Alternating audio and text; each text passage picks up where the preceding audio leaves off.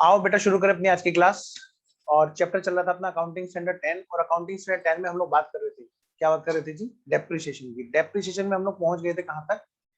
Depreciation जब लगना बंद हो जाए, depreciation cease to be charge. ठीक है बेटे, यहाँ पर जो केसेस है हमारे, कुछ दो केसेस हैं। मतलब क्या मतलब सर? भाई हमारे असेट्स पे हमेशा डेप्रिसिएशन लगता रहेगा क्या? कोई तो पॉइंट ऑफ टाइम ऐसा होगा जहां पर आकर के लगना बंद हो जाएगा। वो कौन सा पॉइंट ऑफ टाइम है, इस बात की क्लियरिटी अकाउंटिंग स्टैंडर्ड 10 करता है। इसमें ध्यान रखना, दोनों अकाउंटिंग स्टैंडर्ड मिक्स है, अकाउंटिंग स्टैंडर्ड 10 और अकाउंटिंग स्टैंडर्ड 6। तो ये जो बात है, अकाउंटिंग स्टैंडर्ड 10 जो रिवाइज कर रहा है वो आपको बता रहा है कि किस मोमेंट ऑफ टाइम पर हम कहेंगे बस भाई अब डेप्रिसिएशन नहीं चार्ज होगा इस एसेट्स पे। आइए जरा केस नंबर 1 बेटा, एक तो है क्या, आइए जी केस नंबर 1 लिखिए।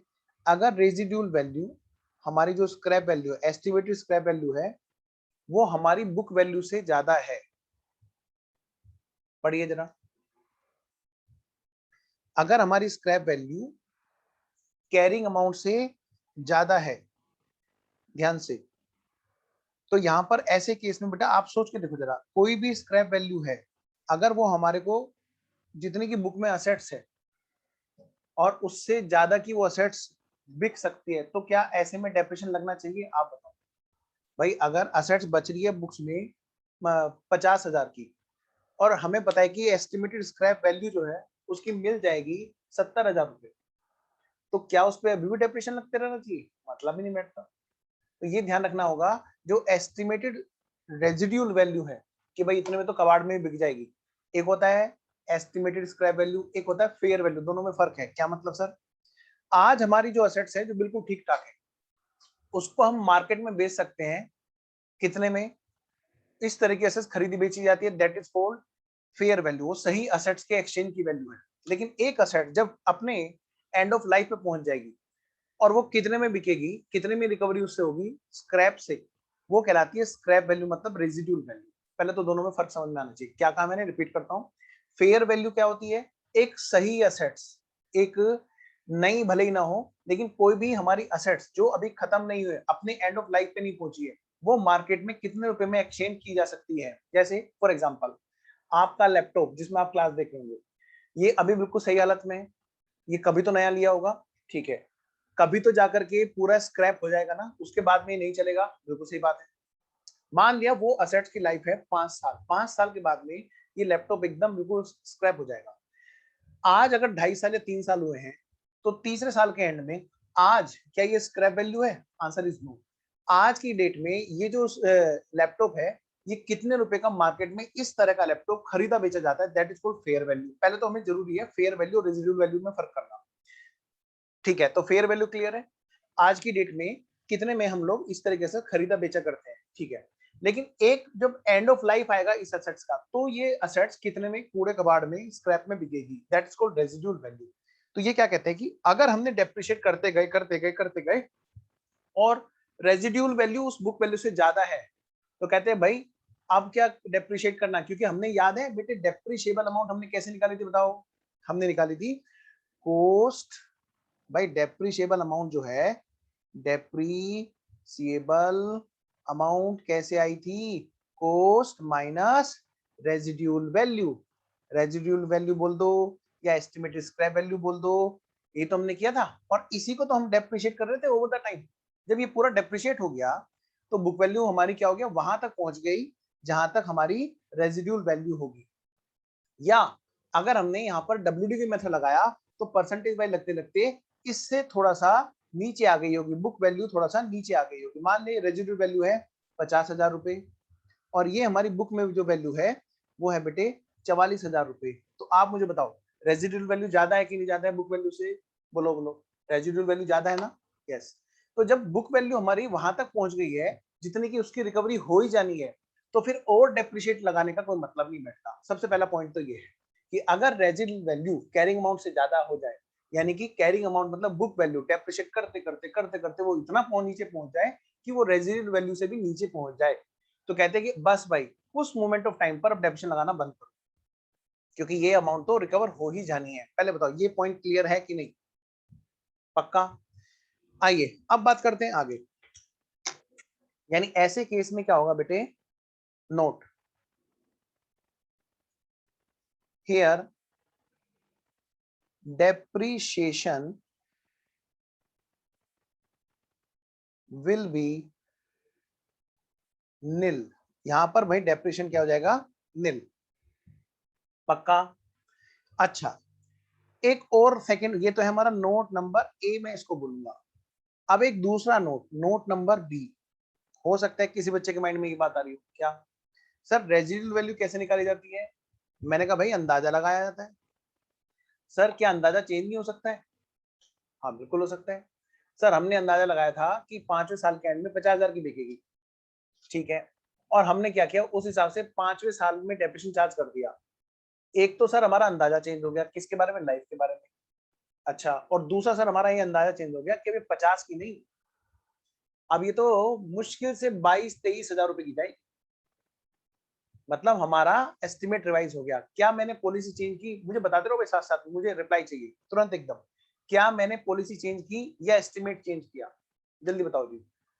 मैंने जो ये चेंज किया, एस्टिमेटेड लाइफ और एस्टिमेटेड रेजिडुअल वैल्यू, क्या मैंने यहाँ पे पॉलिसी चेंज की? बताइए। प्रिंस, समय, शान, बोलो बोलो। मैंने अनम्यूट करने का ऑप्शन दे रखा है।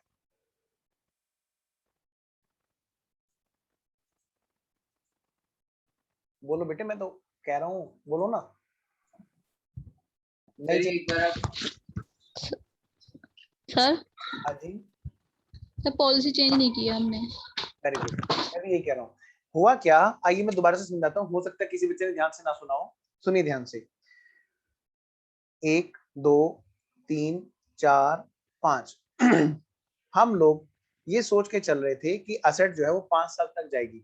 बताओ बेटे, यहाँ पे मान लो उसकी कॉस्ट है सपोज करो 4 लाख रुपए, और हमने दो चीजें एस्टिमेट की। एक तो बेटे एस्टिमेटेड हमने क्या किया लाइफ के बारे में, ये 5 साल होगी, 1 2 3 4 5, नंबर एक बात। नंबर दूसरा एस्टिमेट क्या था कि हमारी जो एस्टिमेटेड स्क्रैप वैल्यू होगी, रिलाइजेबल वैल्यू होगी, वो कितनी होगी जी? 50,000।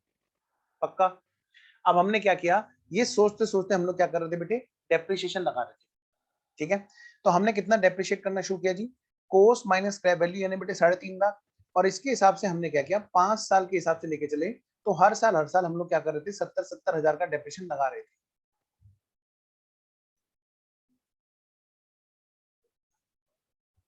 पक्का? अब यहां से थोड़ा कहानी में ट्विस्ट आया। जब 5वें साल के एंड में पहुंचे, तो हमने कहा भाई पहली बात तो यहाँ पे दो चीज रिवाइज होगी। क्या? एक तो ना यहाँ पर ईयर एंड पर आकर के, ध्यान से मैं यहाँ पे बात करता हूँ, चलो फोर्थ ईयर पे बात करते हैं, फिफ्थ छोड़ो, फोर्थ ईयर के एंड पे हम लोग बात करते हैं। क्या यहाँ पे जाके हमारे रिवाइज हुए? क्या रिवाइज हुए जी? एस्टिमेट्स हमारे रिवाइज हुए। पहली बात तो ये पॉलिसी का चेंज नहीं है, अदरवाइज AS1 वाली बात जो यहाँ पे लिखी हुई थी, ओल्ड पॉलिसी क्या थी, न्यू पॉलिसी क्या थी, रीजन फॉर चेंज क्या थे, और अमाउंट का डिफरेंस, वो सब बातें आ जाती है। अब माइक बड़ी दिक्कत कर रहा है तुम्हारा। अब यहाँ पे जब रिवाइज कर रहे हैं हम लोग फोर्थ ईयर के एंड पे, कब? फोर्थ ईयर के एंड पे। यहाँ पर क्या रिवाइज हो रहा है? एक तो जी फर्दर 4 इयर्स ये बात जाएगी, नंबर एक बात। अगले 4 साल तक बात जाएगी। एक तो बेटे लाइफ इसकी रिवाइज होगी, नंबर एक बात, फर्दर। दूसरी बात, यहां पर क्या हुआ, इसकी जो एस्टिमेटेड स्क्रैप वैल्यू है, एस्टिमेटेड स्क्रैप वैल्यू है, वो भी यहां पर क्या हुआ? रिवाइज हो रही है, और वो हो रही है बेटे 75,000 रुपए। कितना? 75,000 रुपए। मुझे कोई बताएगा कि फोर्थ ईयर के एंड पर जब हम लोग ये एस्टिमेट रिवाइज कर रहे हैं, तो यहाँ पर कितने रुपए की बुक्स में वैल्यू बची होगी, जिसको हम बोलेंगे कैरिंग अमाउंट, फोर्थ ईयर के एंड पे? बताओ यहाँ पे बुक वैल्यू कितनी बची होगी? भाई 4 लाख रुपए की कॉस्ट रही होगी, जिसमें से हम डेप्रिसिएशन घटा चुके होंगे 4 इयर्स का। डेप्रिसिएशन हम लोग घटा चुके होंगे 70,000 इंटू 4, यानी कि कितना डेप्रिसिएशन घटा चुके होंगे? 1,20,000। पहले मुझे इतनी बात बताओ, ये बात सही है? पक्का? अब मैं ये कह रहा हूं ध्यान से, अब यहां पर अगले साल से भी गाड़ी पता चला 1 2 3 4 कि अगले 4 साल गाड़ी जाएगी जी, अगले 4 साल जाएगी। और उसके बाद में क्या होगा, स्क्रैप वैल्यू कितनी हो गई हमारी, रिवाइज हो गई जी, कितनी हमारी हो गई रिवाइज, यहाँ पर ये हो गई जी 75,000 रुपए। कितनी? 75,000 रुपए। मुझे जरा फटाफट से बताओ कितने रुपए हैं जो डेप्रिशिएबल अमाउंट होंगे फर्दर ईयर्स में। 1,20,000 घटाना जरा, सर ये कौन 1 सा लाख फाउंडेशन में भी है ना है जी। हाँ ये कि रिवाइज्ड फर्दर रिवाइज हाँ हाँ हाँ, फाउंडेशन 4 में साल और डेप्रिशिएबल बढ़ा करते दिए। हैं, लेकिन वहां पर तुमसे जैसे मैंने पूछा था वो क्या कर रहे थे, वो बैक डेट से रिवाइज करा रहे थे, ऐसा तुमने मेरे को बताया। मैंने कहा था वो हट चुकी है चीज। नहीं सर, ये वाली भी चीज जैसे कि 4 साल तो यूज हो चुकी, 4 साल फिर वो और बढ़ गई उसके these estimate are type. Called change in estimates. और अगर हमारा हाँ WDV to SLM, SLM to WDV होता है तो 2000 मेथड्स, ठीक है। और मेथड्स के केस में ये चीज हो रही थी पहले कि वो राइट फ्रॉम द बिगिनिंग करते थे, लेकिन यहाँ पर आगे की तरफ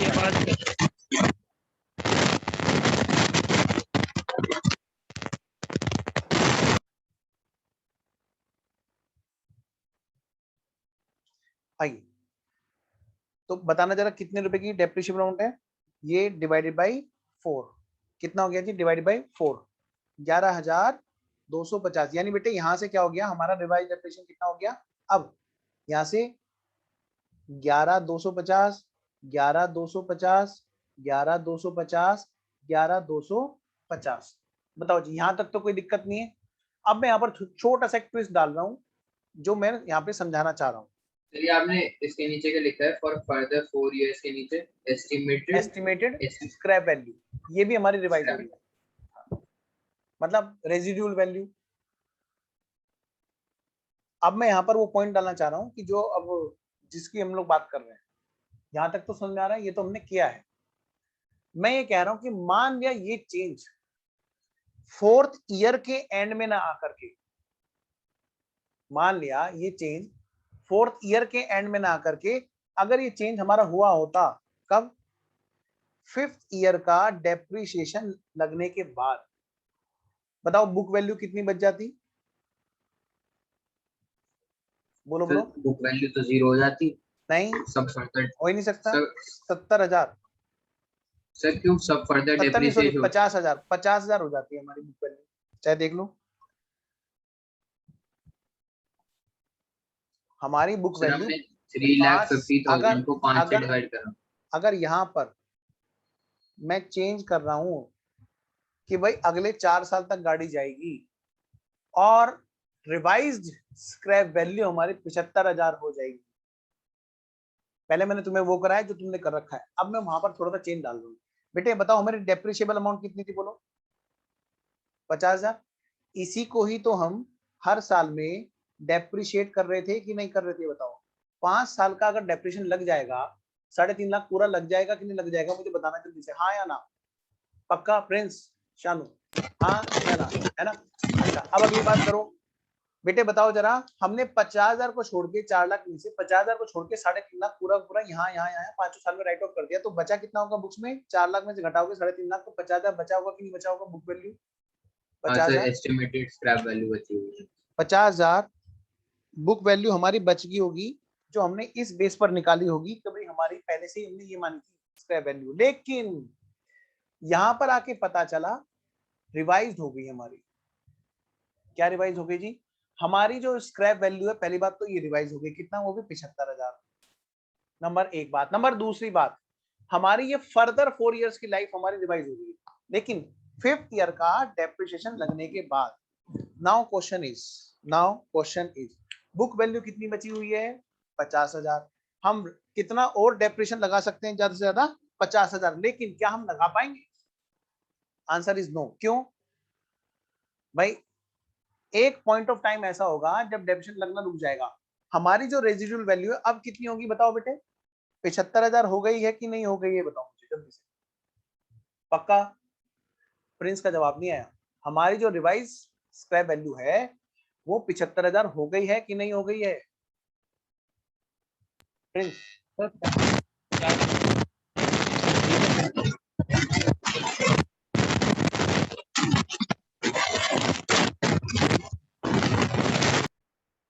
टेक्स्ट मैसेज कर दो फिर, अगर प्लीज ऐसा हो। मैं यहाँ पर चैट टू एवरीवन लिख रहा हूँ, या तुम ऑडियो रिकॉर्ड करके व्हाट्सएप कर दो, मैं वहां से ऑन करके यहाँ पे ले आऊंगा सब बच्चों के सामने, है ना? माइक में दिक्कत हो रही है ना तुम्हारी? अच्छा चलो, मैं मान रहा हूँ कि प्रिंस को बात समझ में आ गई, नहीं भी आई वो रिपीट कर रहा हूँ। प्रिंस, हमने यहाँ पर जो बुक वैल्यू 50,000 बची थी, जो शुरू से सोच के चल रहे थे कि 50,000 बचेगी, तो हमने 70 राइट ऑफ किया था डेप्रिसिएशन के नाम का, तो 50,000 तो बच नहीं है बुक में। फिर यहाँ पर हमने रिवाइज किया कि अगले 4 साल तक बात जाएगी और नई स्क्रैप वैल्यू हमारी रिवाइज होगी 4th ईयर के एंड में, क्योंकि हमने असेट्स को इतने अच्छे से यूज किया, इतने अच्छे से यूज किया, रफली यूज नहीं किया, और उसकी स्क्रैप वैल्यू भी हमारी बढ़ गई। फर्दर नेक्स्ट 4 इयर्स के बाद में 75 की असेट बिक जाएगी। लेकिन हमारी तो बुक्स में आज की डेट में 5th ईयर के एंड में बची कितने की है? सिर्फ 50,000 की असेट बची हुई है। तो मैं ये कह रहा हूँ बेटा, 75,000 की जो रेजिडुअल वैल्यू है कि नहीं है हमारी रिवाइज? बिल्कुल है। और ये हमारी कैरिंग अमाउंट से ज्यादा हो जाएगी कि नहीं हो जाएगी? बोलो। बिल्कुल हो जाएगी, क्योंकि आज की डेट में हमारी पुरानी वाली सोची हुई वैल्यू हमारी बुक्स में बची हुई है, क्योंकि हमने इसी हिसाब से डेप्रिशिएट किया था। तो ये जो 50,000 है, 50,000 है, ये हमारी रेजिडुअल वैल्यू है।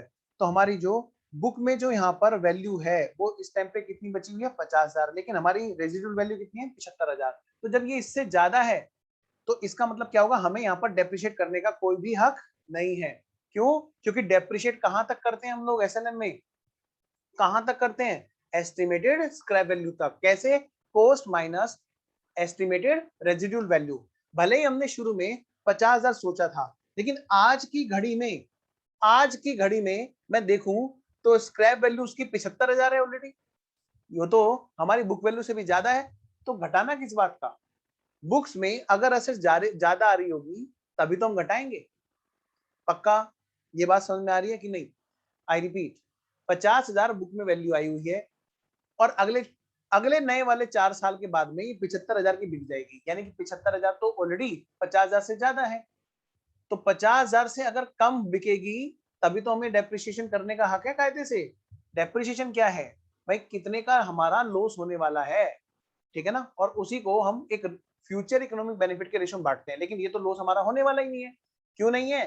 क्योंकि एस्टिमेटेड रियलाइजेबल वैल्यू अब 75,000 हो चुकी है, जो उसकी बुक वैल्यू से ऑलरेडी ज्यादा है। आइए मैं आगे बात बढ़ाता हूं, सुनिए जरा ध्यान से। सर, ऐसा भी तो हो सकता है क्या? जरा मैं इसी पॉइंट को मैं नेक्स्ट पेज पर दोबारा से बना रहा हूं, ठीक है? तो अगर कोई पॉइंट छूट भी गया हो तो आप क्या करेंगे?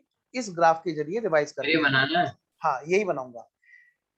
देखो जी, 1 2 3 4 5, 1 2 3 4 5। मैं रिपीट कर रहा हूं, सुन लो ध्यान से। 1 2 3 4 5। शुरू में हमने सोचा, और सोचते सोचते हम इसे बुक वैल्यू में कहां तक पहुंचा दिए थे? बोलो।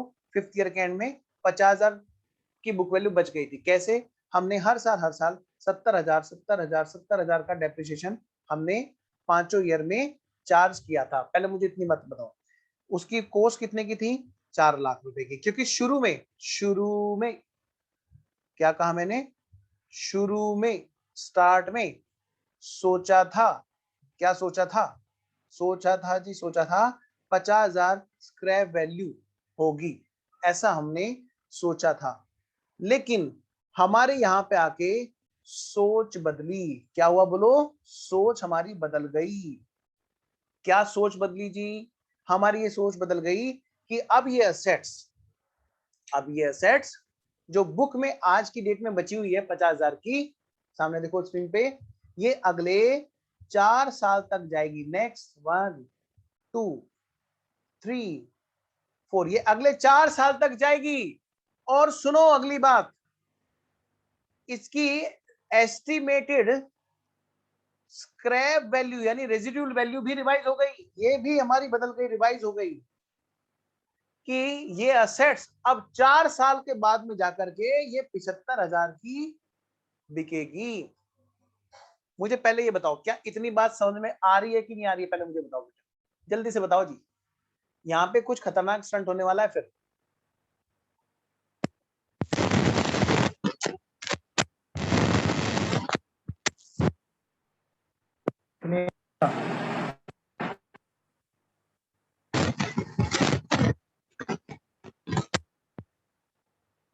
आ रही है क्या? हाँ अब आ रही है आवाज। सर अब तो मैंने हेडफोन निकाल लिया इसलिए आ रही होगी। अब बढ़िया आ रही है, ऐसे बात करो। ये बताओ, ये बात समझ में आ गई? हमने 5वीं ईयर के एंड पे हमने सोचा, क्या सोचा? आगे जाकर जी, आगे जाकर हमने सोचा आगे जाकर ये इतने रुपए में बिकेगी 5वें साल के बाद में, जो अगले 4 साल के बाद में। बोलो ये बात समझ में आ रही है? अगले साल कौन कौन से हैं जी? 6 वाला, 7th वाला, 8th वाला, 9th वाला। पहले मुझे दो बात बताओ।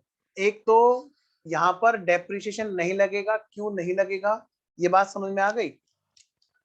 क्योंकि यहाँ पर एस्टिमेटेड रिलाइजेबल वैल्यू यानी कि स्क्रैप वैल्यू, रेजिड्यूल वैल्यू, जो भी तुम बोलना चाहो, वो ज्यादा हो गई है। किससे? बोलो, ये 75,000 ज्यादा हो गई है। किससे? कैरिंग अमाउंट से। कैरिंग अमाउंट से, बुक वैल्यू से। ये बात हम कब कर रहे हैं? जब हम बात कर रहे हैं 6ठे साल में, यहाँ पर खड़े हैं। तो हमने कहा भैया इस साल का कोई डेप्रिसिएशन मत लगाओ। मुझे ये बात बताओ पहले, ये बात। सर 6ठे साल में थोड़ी ना, वो तो 5th साल के लास्ट में पता चला है ना हमें कि स्क्रैप वैल्यू 75 हो गई है। बेटा 5th ईयर का जब हमने डेप्शन लगा लिया था, तो हमने एस्टिमेट रिवाइज करे आगे की। अब हम 6th ईयर के एंड पे कोई डेप्रिसिएशन लगाएंगे क्या? बोलो मुझे बताओ। Depreciation is 0। क्यों?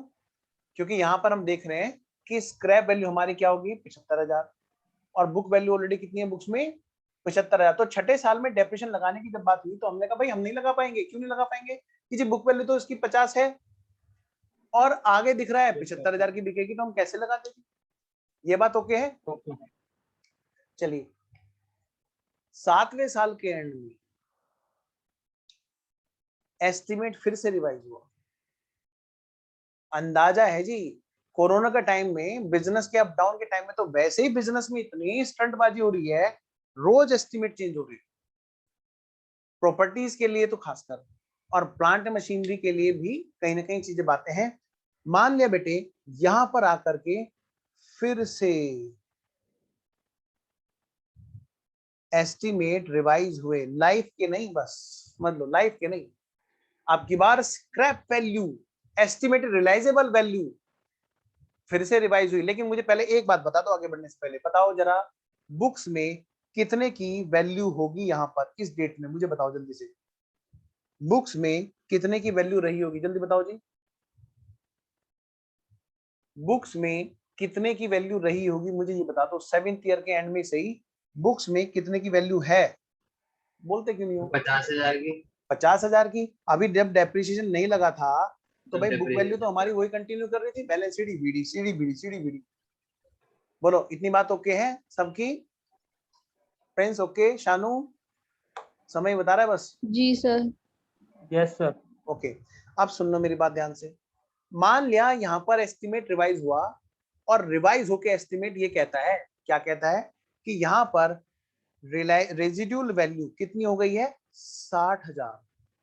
ये हम कौन सी डेट की सोचते हैं कि यहाँ पर जाकर के हमें कितने रुपए की वैल्यू रिकवरी होगी? मुझे बताओ बेटे, क्या मैं डेप्रिसिएशन लगाऊंगा? जल्दी से बताओ। नहीं लगाएंगे। नहीं लगाएंगे, क्योंकि अभी भी एस्टिमेटेड रिलाइजेबल वैल्यू जो 60,000 है, वो ज्यादा है। किससे ज्यादा है? बोलो, बुक वैल्यू 50,000 से। बात समझ में आ गई? चलिए अब मैं बात करता हूं 8th ईयर के एंड में हमारा यहाँ पर फिर से रिवाइज हुआ एस्टिमेट, और अब की बार यहाँ पर क्या हुआ बेटा? यहाँ पर एस्टिमेटेड रिलाइजेबल वैल्यू आ गई थी हमारी सर कितनी? ये हर साल की एस्टिमेटेड रिलाइजेबल वैल्यू हर साल निकलेगी? बिल्कुल जी बिल्कुल, रिवाइज हो सकती है। एस्टिमेट है जी, अगर कोई गलती हो जाए किसी एस्टिमेट में, तो हम रिवाइज कर सकते हैं, बशर्ते वो जेन्युइन। आगे जरा, अगर हमारी रिलाइजेबल वैल्यू चेंज हो जाए, और वो हो गई हमारी कितनी? 48,000। मुझे बताओ डेप्रिसिएशन लगेगा कि नहीं लगेगा, और कितना लगेगा? सर 2000 सर तो लगेगा, डेप्रिसिएशन लगेगा सर। 2000 का। कितने रुपए डेप्रिसिएशन दो लगेगा? 2000 2000 का सर कितना %? 1,000 का। सर हाँ 1000 का लगेगा, 1000 दोनों में, 8वें और हम इस 9वें में। डेट पर खड़े हैं कि नहीं? जल्दी बोलो, है ना? हाँ सर। तो हमारी बुक वैल्यू क्या है मुझे ये बता दो। यहाँ पर मैं यहाँ लिख रहा हूँ, तो 48,000 50,000। नहीं, बुक 50,000 वैल्यू है 50,000, रिमेनिंग अमाउंट इन बुक्स। और हमने ये देख लिया एस्टिमेटेड रियलाइजेबल वैल्यू कितने की है, 48,000। और कितने साल बचे हुए रिमेनिंग, 2 2 ईयर। साल। 2 साल। तो 1 साल का कितने एक का हो 1,000 गया, लगेगा। 1,000 का। तो यानी कि 1,000। यहाँ पर जो यहाँ पर डेप्रिसिएशन लगेगा, यहाँ पर डेप्रिसिएशन लगेगा हमारा 1,000 का। पॉइंट पूरी तरह क्लियर है। बारीकी की जरूरत है, थोड़ा सा एनालिसिस की जरूरत है। दिखने में पॉइंट बड़े छोटे हैं, लेकिन जब करने पे आते हैं तो चीजें समझ में आती है कि हमसे क्या निकल के आ रहा है। आइए जरा अब अगली बात करता हूं। मुझे बताओ 9th ईयर में बुक वैल्यू कितनी हो गई थी। मैं कह सकता हूं 49,000। बोलो जी, पक्का? ठीक है। फिर अगले साल कितना लगेगा डेप्शन, 1,000, और फिर एसेट्स हमारी 48,000 में बिक जाएगी। ठीक है जी। तो सेकंड ईयर का डेप्शन भी हमारा कितना आएगा, सेकंड ईयर का डेप्शन कितना आएगा लास्ट ईयर वाला, 1,000। मैं मान रहा हूं कि ये बात आपको पूरी तरह समझ में आ गई है। आइए मैं एक बार छोटा सा फिर से रिपीट लेता हूं। क्या ये चीजें ऐसी हैं, थोड़ा सा रिपीट करने की जरूरत है। कहते हैं क्या कि ये बताओ भाई, क्या जिंदगी भर डेप्शन लगता रहेगा या कोई पॉइंट ऑफ टाइम ऐसा आएगा कि जहां पर डेप्शन नहीं लगेगा? कि हाँ जी, हमारा पर्पस क्या था, स्क्रैप वैल्यू तक डेप्रिशिएट कर देना, ये हमारा पर्पस था। तो इसीलिए इन्होंने कहा कि जब भी तुम्हारी स्क्रैप वैल्यू मतलब रेजिडुअल वैल्यू कैरिंग अमाउंट से ज्यादा हो जाए, सर हम ज्यादा क्यों होने देंगे, ज्यादा से ज्यादा इक्वल टू होगा। नहीं, जब हम एसएलएम लगा रहे होंगे तब तो चलो ठीक है, इज इक्वल टू आ जाएगा।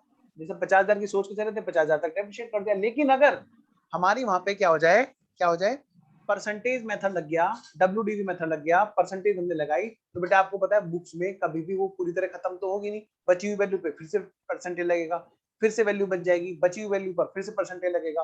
तो अगर वो परसेंटेज डेप्रिशिएशन लगती लगती इतनी हो गई कि वो रेजिड्यूल वैल्यू से नीचे पहुंच गई, फॉर एग्जाम्पल मान लिया 50,000 हमने यहाँ पे लिया, दोबारा से स्टार्टिंग से 50,000 हमने लिया कि रेजिड्यूल वैल्यू 5वें साल के एंड में, और हमने लगा रखा है WDV, और लगाते लगाते लास्ट वाले ईयर में वहां पर 55,000 की बुक वैल्यू बची हुई है मान लिया।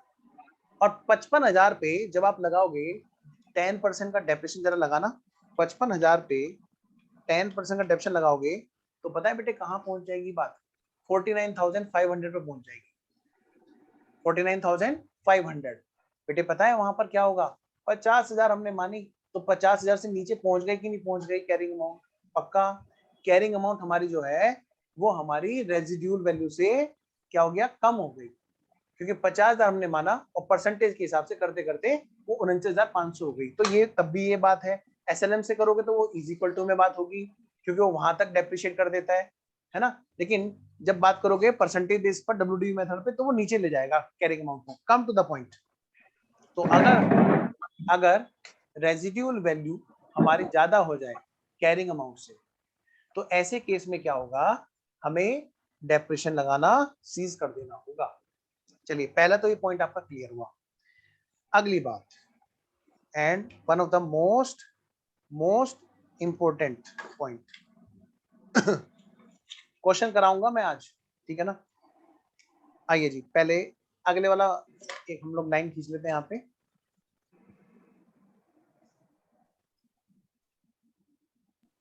सर आप नोट बी क्या लिखवाने वाले थे? नोट बी, चलो पता नहीं उस टाइम क्या आ रही थी बात माइंड में। आइए इधर छोड़ो, नोट बी छोड़िए, ठीक है ना। आइए यहाँ पे लिखिए फटाफट। अब दूसरा पॉइंट, और कौन सी डेट, और कौन सा पॉइंट है, केस नंबर 2। भाई ऐसे वाले केस में भी क्या, ऐसे वाले केस में भी हम डेप्रिसिएशन लगाना बंद कर देते हैं। हम क्या पढ़ रहे हैं बोलो, cease to be charge for depreciation. कब असेट्स पर डेप्रिसिएशन लगना बंद होगा? पहला केस हमने पढ़ा जब उसकी कैरिंग अमाउंट स्क्रैप वैल्यू से नीचे पहुंचा, मतलब उसकी estimated realisable value, residual value carrying amount से ज्यादा हो जाए, पहली बात। अब बेटा दूसरा केस ये कहता है अर्लियर ऑफ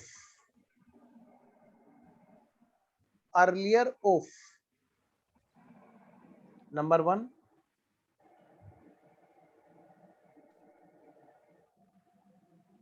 एंड नंबर 2, इन दोनों में से जो भी जल्दी हो जाए, क्या, इन दोनों में से जो भी जल्दी हो जाए उस डेट तक हम डेप्रिसिएशन लगाएंगे, उसके बाद नहीं लगाएंगे।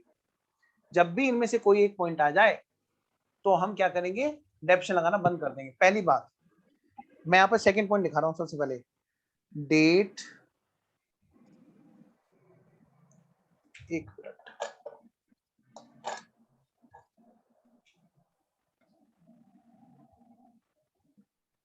when property, plant and equipment is de-recognized,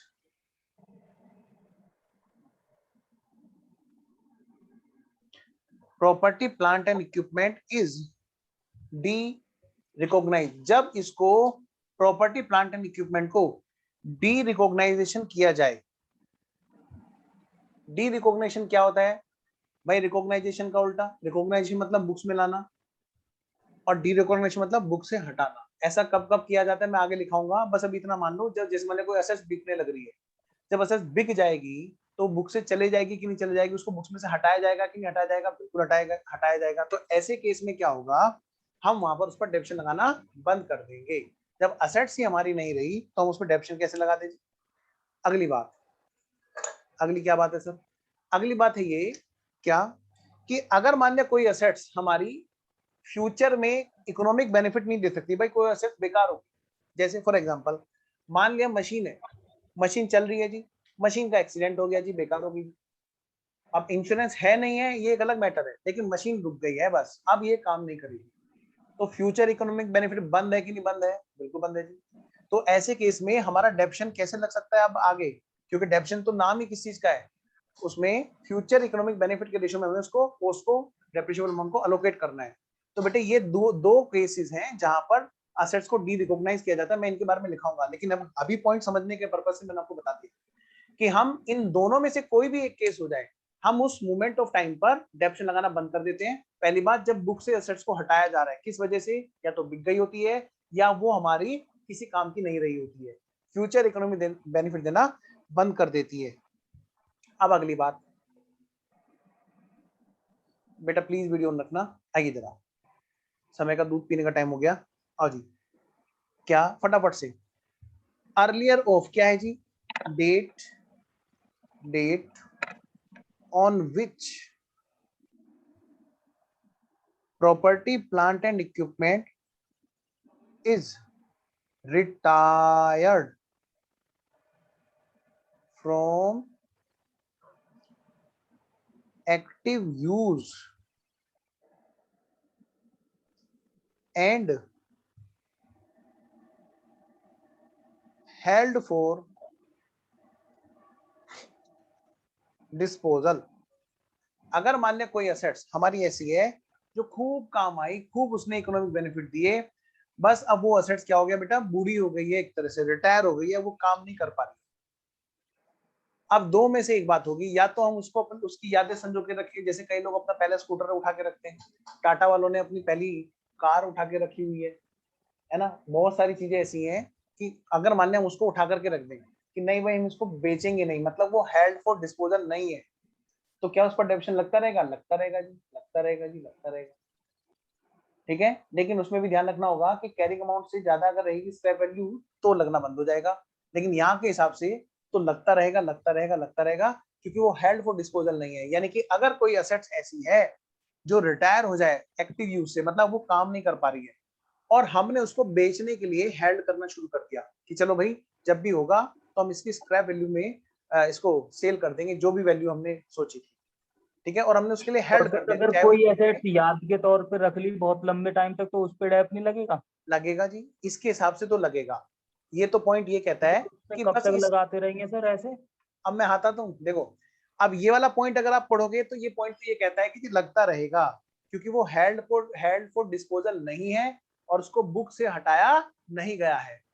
तो ये पॉइंट तो ये कहता है कि लगता रहेगा क्योंकि वो हेल्ड फॉर डिस्पोजल नहीं है। लेकिन जो इससे पिछला पॉइंट पढ़ा था फिर वो पॉइंट वहां पे लागू हो जाएगा, लेकिन इस पॉइंट के हिसाब से तो हम कहेंगे कि लगता रहेगा क्योंकि वो हेल्ड फॉर डिस्पोजल नहीं है। लेकिन अभी जो हमने पॉइंट पढ़ा कि अगर उसकी बुक्स में डेप्रिशिएट होते होते कैरिंग अमाउंट नीचे पहुंच गई उसकी रेजिड्यूल वैल्यू से, है ना, तो ऐसे केस में क्या होगा, उस पर इस वाले पॉइंट की वजह से डेप्रिसिएशन लगना बंद हो जाएगा। ठीक है, तो डेप्रिसिएशन कब लगना बंद होता है जी, या तो रेजिड्यूल वैल्यू कैरिंग अमाउंट से ज्यादा हो जाए, या फिर वो असेट्स एक्टिव यूज से हट जाए, रिटायर हो जाए और उसको हेल्ड फॉर डिस्पोजल कर दें कि भाई अब तो बेचने के लिए रख दिया, काम में नहीं यूज कर रहे, जब काम में यूज नहीं हो रही तो इसका डेप्रिसिएशन पोस्ट का पार्ट नहीं बनेगा और इसको हेल्ड फॉर डिस्पोजल रख दिया, तब भी हम उसको बंद कर देंगे। नेक्स्ट, या फिर हम उसको बुक से हटा रहे हैं तब डेप्रिसिएशन नहीं लगेगा। ध्यान रखना है, बात डेप्रिसिएशन की हो रही है, बात प्रॉफिट और लॉस की नहीं हो रही है। तो ठीक है, date on which property plant and equipment is derecognised, derecognised कब होता है जी, जब असेट धड़ाम से खत्म, बस अब वो बिकने लायक भी नहीं है। पॉइंट नंबर 1 में तो बिकने लायक कवर होती है, अब वो बिकने लायक भी नहीं है, उसको बुक से हटा दिया या फिर उसको बेच दिया, तब वो बुक्स में से हटाई जाती है। सेकंड पॉइंट यहाँ पर ये कहता है कि बुक से हटा दिया जाए तो डेप्रिसिएशन मत लगाओ, और हटाने के दो में से कोई कारण हो सकते हैं, या तो बेच दिया या असेट्स हमारी बेकार हो गई जी, वो हेल्ड फॉर डिस्पोजल भी नहीं हो सकती। पहला पॉइंट ये कहता है असेट्स काम की है लेकिन अब वो थक गई है, अब बस वो असेट और यूज नहीं हो सकती है, रिटायर कर दो जी उसको, बस वो ढंग से प्रोडक्शन नहीं कर पाएगी और उसको बेचने के लिए रख दो। क्योंकि बेटे कोई सामने वाला भी खरीदेगा तो कुछ तो सोच के खरीदेगा, भाई सामने वाले की नई कार किसी के लिए पुराने वाले, सामने वाले की पुरानी कार किसी और के लिए नई होती है, तो वो कुछ सोच के तो खरीदेगा जो उसको अपने पर्पज से खरीदेगा। जैसे हम लोग सीखने के पर्पज से पुरानी कार ले लेते हैं और जब सीख जाते हैं तो फिर नई कार खरीदना शुरू कर देते हैं। एनीवेज, पॉइंट क्लियर है कि नहीं, पहले मुझे तो एक एक पॉइंट में आपको शार्पनेस चाहिए, पक्का? मजा नहीं आया जवाब में बच्चों के? मुझे बताओ जल्दी से, पॉइंट क्लियर है कि नहीं? क्लियर है। आइए अब एक एक दो पॉइंट और हैं, उनको लिखा करके फिर मैं क्वेश्चन पे आता हूँ जी। आइए जरा फटाफट से,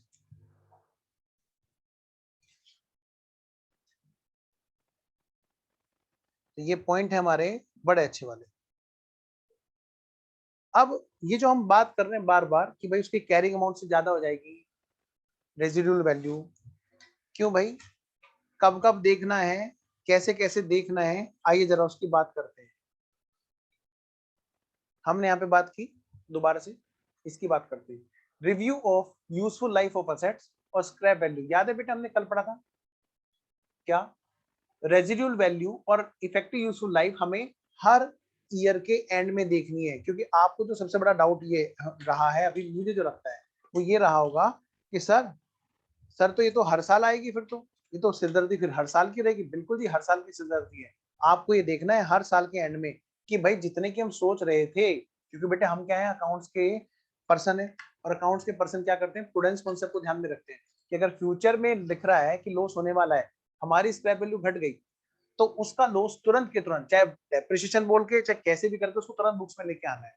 और यही पर्पज है, ये कहते हैं कि at the end of each year review करो जी, रिव्यू करो, स्क्रैप वैल्यू लाइफ को रिव्यू करो। और अगर मान लिया हमारा एस्टिमेट रिवाइज हो जाए, जैसे हमारा रिव्यू चेंज हो जाए, तो भाई उस चेंज को AS5 के अकॉर्डिंग रिकॉग्नाइज भी करो और ये बता दो वहां पर कि हमारा कितना और लॉस हमें बुक करना है। अगर ध्यान रखना, क्या अगर हमने बुक करते करते कैरिंग अमाउंट बहुत नीचे ले गए, तो कहते तब बंद कर दो अगर वो रेजिडुअल वैल्यू से भी नीचे पहुंच गए, यानी कि रेजिडुअल वैल्यू अगर ज्यादा हो जाए तो फिर लगाना बंद कर दो, या तब बंद कर दो कब, जब यहाँ पर असेट्स रिटायर हो गई और हमने बेचने के लिए खड़ी कर दी, या हमने बुक से हटा दी। पॉइंट क्लियर है? चलो मैं आगे, आइए जरा, अब कुछ छोटे छोटे पॉइंट्स हैं उनको लिख के हम लोग फिर क्वेश्चंस करेंगे जी। आइए जरा, एक अभी तक हमने बात की थी रिव्यू ऑफ लाइफ और review of scrap value. Sir method कब रिव्यू करते हैं? आइए जरा हेडिंग डालिए, अगला पॉइंट हमारा कौन सा है जी? पॉइंट नंबर, और मुझे बताओ जरा, ये जो चल रहा था हमारा पॉइंट नंबर 8 चल रहा था, 7, ठीक है। अब हम लोग क्या कर रहे हैं, पॉइंट नंबर 8 लिख रहे हैं। कौन सा पॉइंट लिख रहे हैं बोलो? पॉइंट नंबर 8, और यहां पर हेडिंग डालो जी, रिव्यू ऑफ डेप्रिसिएशन मेथड।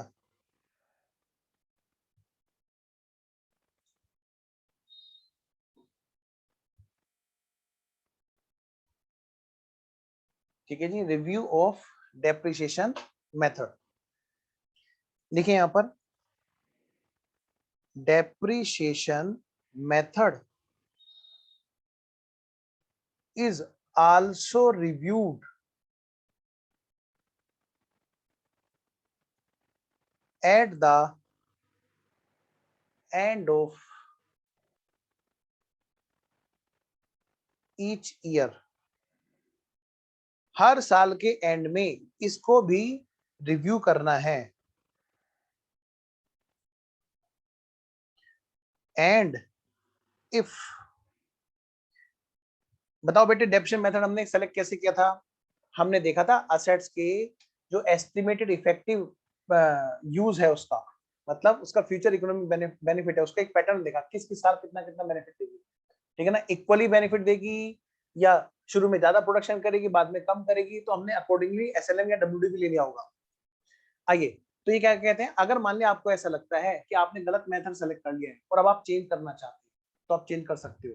तो हमें क्या करना है, हमें हर ईयर के एंड में हमें चेक करना है, दोबारा से मेथड चेक करना है, and if significant changes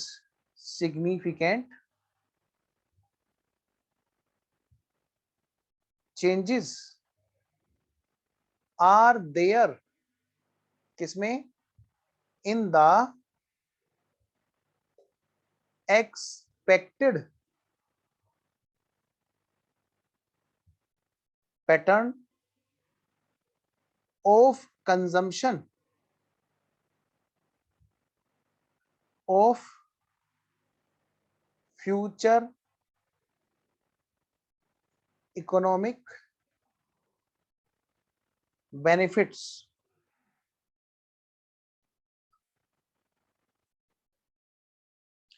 then method should be changed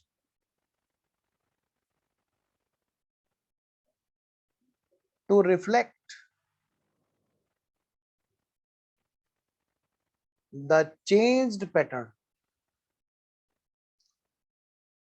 भाई आप क्या करते हो, कई बार असेट्स की बड़ी अच्छी सर्विस करा देते हो और वो असेट्स की उसकी लाइफ बढ़ जाती है, कुछ पार्ट इस तरह के चेंज करा देते हो, है ना, तो इसका मतलब उसका क्या हो गया, उसका इकोनॉमिक बेनिफिट फर्दर रिवाइज हो गया एक तरह से। तो कहते हैं भाई अगर ऐसा है तो फटाफट से आप क्या करो, उसको चेंज कर लो, कोई दिक्कत नहीं, उसी के अकॉर्डिंग आप चेंज कर लेना।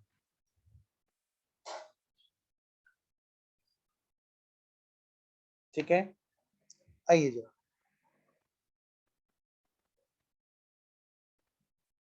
चलिए यहां तक बात हो गई।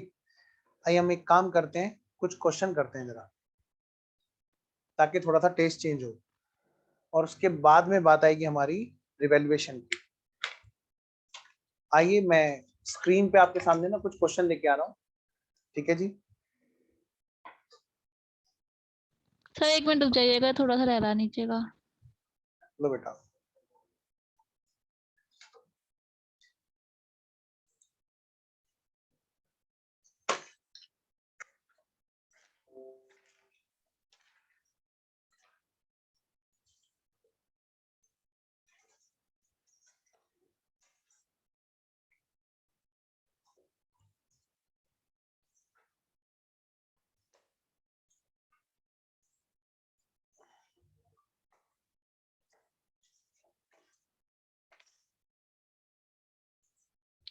सर हाँ बेटा, हो गया सर शुड बी चेंज लिखा है ना?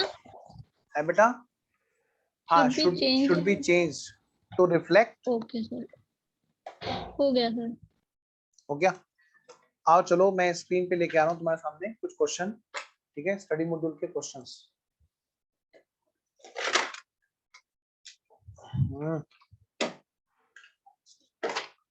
हमने कुछ क्वेश्चन पहले किए थे, याद है? कौन कौन से? इलस्ट्रेशन नंबर 1, 2, 3 एंड 4 ये हमने कर लिए थे।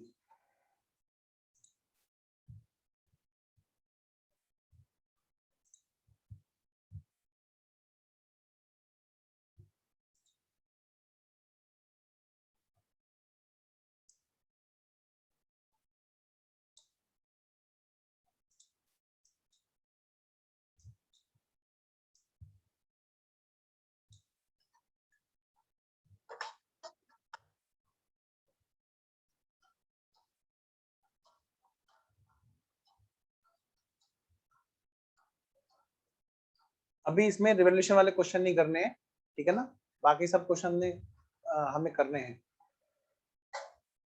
तो पहले मैं आपको कराता हूँ लेटेस्ट वाले क्वेश्चन जो अभी अभी हमने मेथड पढ़ा।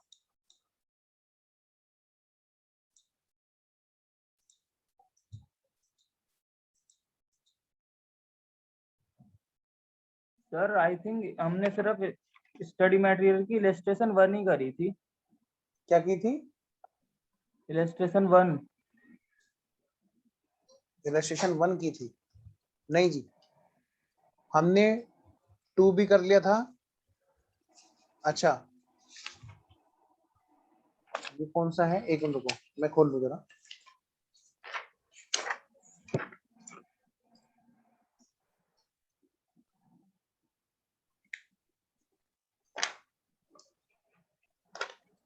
चलो कोई नहीं, मैं देख लूंगा वीडियो रिकॉर्डिंग वाली हमने की थी कि नहीं की थी, और नहीं भी की थी कोई बात नहीं, दोबारा भी कर लेंगे अगर अगर कर भी रखी होगी, ठीक है।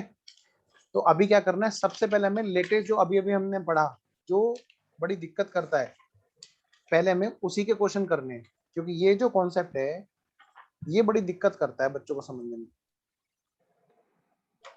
इलस्ट्रेशन नंबर 14 का ये सबसे पहले, इलस्ट्रेशन नंबर 14।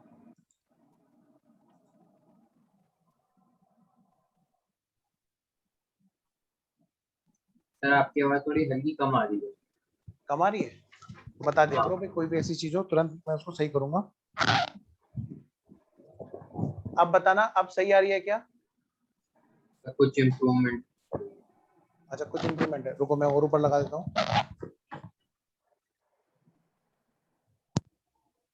सर एक बार सिस्टम से देख लीजिए हेलो, फुल साउंड है। एक मिनट, आइए सबसे पहले हम पढ़ते हैं इलस्ट्रेशन नंबर 15 करते हैं। पढ़िए जरा इलस्ट्रेशन नंबर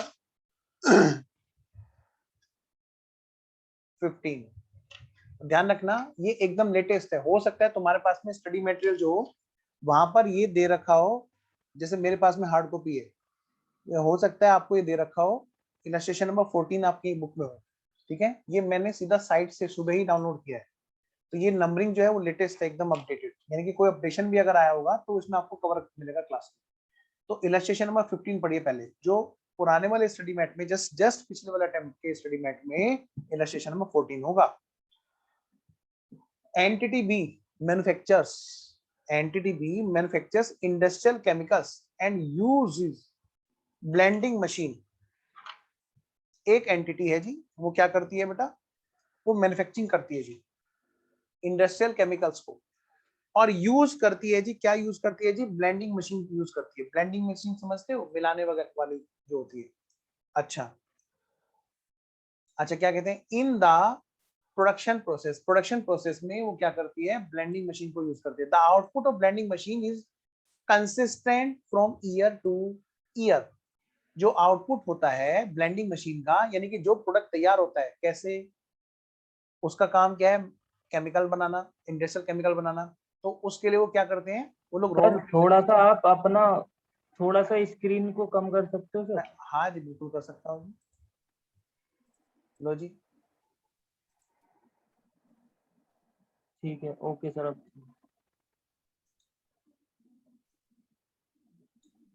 ठीक है। तो मैं ये कह रहा हूँ बेटे, एंटिटी जो है बिजनेस एंटिटी, वो क्या कर रही है, एंटिटी बी मैन्युफैक्चर कर रही है जी, केमिकल बना रही है इंडस्ट्रीज वाले, और उसके लिए क्या करती है, केमिकल्स के लिए डिफरेंट रॉ मटेरियल लेती होगी और ब्लेंडिंग मशीन में रख के ब्लेंड करती होगी, उसको मिक्स करती होगी, है ना। फिर क्या करते हैं, और वो कहते हैं प्रोडक्शन प्रोसेस उसका ऐसे ही है, मशीन के जरिए प्रोडक्शन करते हैं, ठीक है। The output of blending machine is consistent from year to year. और वो क्या कह रहे हैं जी, जो इनका प्रोडक्शन है वो ईयर टू ईयर सेम रहता है, कंसिस्टेंट, यानी कि हर साल वो लगातार सेम प्रोडक्शन करती है, हर ईयर में जब तक वो मशीन यूज होती है वो बराबर बराबर प्रोडक्शन कर रही होती है। And they can be use for different product, ठीक है जी, ओके। फिर क्या कहते हैं, however maintenance cost increase from year to year. लेकिन हर साल क्या है बेटा, उसकी जो मेंटेनेंस कॉस्ट है वो हर साल बढ़ती जाती है, ठीक है जी। And new a new generation of machine with significant improvements over existing machine is available every 5 years. Suggest कौन सा मेथड उसमें यूज करना होगा? एक बार मैं क्वेश्चन को फिर से समझाता हूँ आपको। कहते एक एंटिटी है बिजनेस जिसका नाम है एंटिटी बी, उसका काम है केमिकल बनाना, और वो एक मशीन यूज करके केमिकल बना रही है प्रोडक्शन प्रोसेस में। और ये क्या कहते हैं, इस ब्लेंडेड मशीन से जो प्रोडक्शन होता है, ठीक है, अच्छा तो क्या उस ब्लेंडिंग मशीन के जो प्रोडक्शन से जो भी आउटपुट आता है उसको यूज, पहली बात तो वो आउटपुट आता है हर ईयर बराबर बराबर। नंबर दूसरी बात, और उससे क्या होता है, दे कैन बी यूज, वो प्रोडक्ट यूज होता है डिफरेंट प्रोडक्ट बनाने के लिए। ठीक है जी, आगे फर्दर प्रोसेसिंग होती होगी, हमें क्या दिक्कत है, हमारा तो काम यहीं पे कंप्लीट है इस मशीन का। हाउएवर जो मेंटेनेंस कॉस्ट है वो हर साल बढ़ती जा रही है जी। एक new generation of machines with significant improvement over existing machine is available every 5 years, यानी कि हर 5 साल के बाद में मशीन की एक नई जनरेशन सामने आ जाती है, यानी कि ये मशीन ऑब्सोलेट हो जाती है। बेटा 5 साल के बाद में अगर मान ले कंप्यूटर का कोई नया प्रोसेसर आ जाए तो पुराने वाला क्या हो जाता है, ऑब्सोलेट हो जाता है, पुराने वाले के रेट अपने आप डाउन हो जाते हैं। तो इसने भी यही कहा कि ए new generation of machines with significant improvements over existing machines is available every 5 years. मतलब इसने ये नहीं कहा कि मशीन की लाइफ 5 साल है, बस उसको बताने का तरीका बदल दिया कि 5 साल के बाद में मशीन ऑब्सोलेट हो जाती है, मतलब खत्म, उसका कोई काम नहीं होगा जी। फिर सजेस्ट कीजिए कौन से वाला डेफिनेशन मेथड आप लगाएंगे बीइंग ए मैनेजमेंट। अगर आप चार्टर्ड अकाउंटेंट बन के मैनेजमेंट में पार्ट ले रहे हैं, बताओ बेटे आप कौन सा इसमें मेथड लगाओगे? बोलो जी। सर स्ट्रेट लाइन ही लगना चाहिए, क्योंकि 5 साल बाद तो वैसे ही जीरो हो जाएगी। Very good. तो वो 5 साल हम कंसिस्टेंटली करते रहेंगे, खत्म तो 5 साल बाद खत्म। बिल्कुल। एक और रीजन है, प्रोडक्शन भी उसका जो है सर वो आउटपुट इक्वल दे रही है। Very good. असली फोकस क्या है हमारा, फ्यूचर Output. Economic benefit. याद है हमारे को क्या बोला था एएस ने कि भाई साहब मेथड सेलेक्ट करना बहुत सोच समझ के, और क्या सोच समझ के सेलेक्ट करना है, ये सोच समझ के कि उसका फ्यूचर इकोनॉमिक बेनिफिट किस किस साल में कितना कितना होगा कंजम्पशन में। और वो हमारा यही है जी, 5 साल तक वो इक्वल प्रोडक्शन करेगी। मेन फोकस ये है हमारा, ठीक है। 5 साल तो ठीक है, लेकिन समय 5 साल से तो सिर्फ लाइफ पता चलता है बेटा। मान लो उसने कहा होता है कि पहले साल 1 लाख, दूसरे साल 30, दूसरे साल 40,000, तीसरे साल 20,000, है ना। अगर वो घटते हुए क्रम में ऐसे कोई डेफिनेशन बता रही होती, मतलब आउटपुट बता रही होती, या इसके वाइस वर्सा, शुरू में कम करेगी जी, अगले साल थोड़ा ज्यादा करेगी जी, लास्ट में थोड़ा ज्यादा जी, और लास्ट में अंतिम सांसें लेते रही तो खूब प्रोडक्शन करके जाएगी जी। तो हमारा फोकस किस पे रहना है, 5 साल पे नहीं। 5 साल पे फोकस रहेगा तो हमारा मन करेगा एसएलएम की तरफ भागने का। हमारे को ध्यान रखना है कंजम्पशन का बेनिफिट, मतलब कंजम्पशन का पर्पस क्या है भाई, फ्यूचर इकोनॉमिक बेनिफिट, और वो मेन फोकस है, सेल नहीं। ये भी ध्यान रखना, पता चला क्वेश्चन ने हमें सेल बता दी, सेल पे फोकस नहीं, हमारा ये होना चाहिए, बहुत अच्छा वर्ड बोला शानू ने, प्रोडक्शन, कंजम्पशन, कि हर साल कितना कितना वो प्रोडक्शन कर रही है, ये मेन फोकस है। अब क्योंकि इसमें एक लाइन लिखी हुई है, सेकंड लाइन पढ़िए जरा दोबारा, output of blending machine is consistent, underline करो consistent, from year to year. ये जो आउटपुट है, अंडरलाइन करो आउटपुट, कह रहे कि इसका जो प्रोडक्शन है वो हर साल बराबर बराबर है, ठीक है। इसलिए यहां पर हर साल बराबर बराबर का हमें लेकर के चलना है एसएलएम। आइए जी अगले क्वेश्चन पे चलते हैं जी। इलस्ट्रेशन नंबर 14 है जी, और हमारी पुराने वाले स्टडी मेट में भी बताता हूं जी, ये कौन सा है जी, वहां पर शायद ये 13 होगा जी। पढ़िए जरा क्वेश्चन क्या कहता है। सर हाँ जी एक बारी सर उसका वो तो दिखा दो सर, उसमें कैसे प्रेजेंट करा हुआ है, अच्छा तो कैसे करना।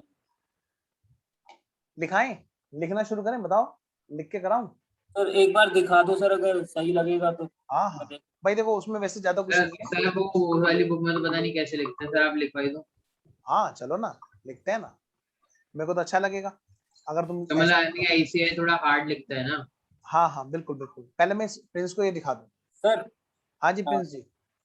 और सर मुझे एक चीज और दिखानी थी, जैसे हमने क्वेश्चन करा है, ठीक है सर, पहले तुम ये देखो तो जो तुमने हमने मेरे से कहा था, एक बार पहले ये देखो, ताकि एक एक काम निपटता रहे। तुमने पूछा तो मैंने तुम्हें दिखा दिया।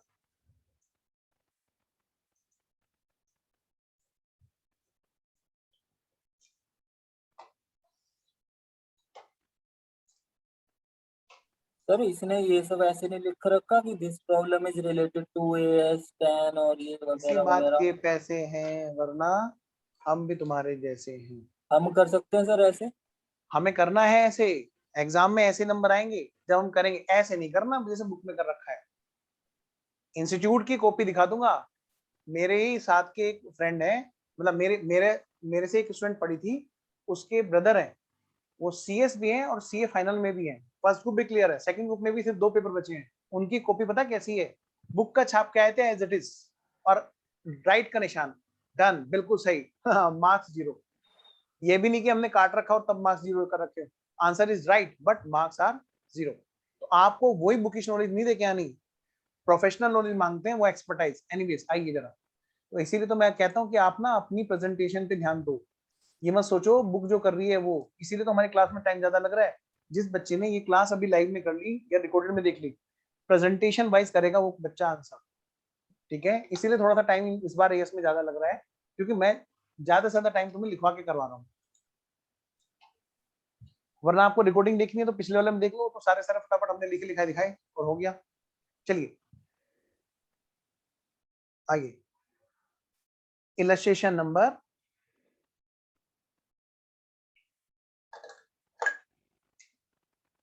कौन सा बताओ, इलस्ट्रेशन नंबर 15 है ना।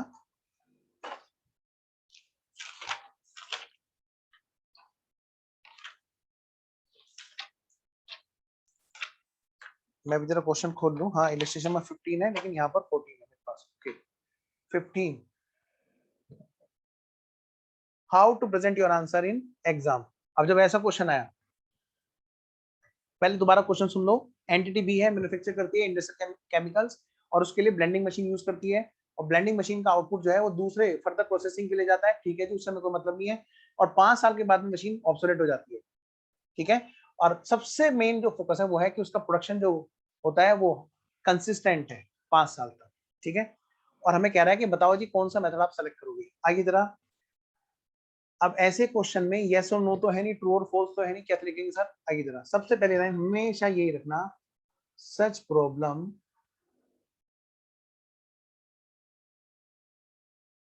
Is related with accounting standard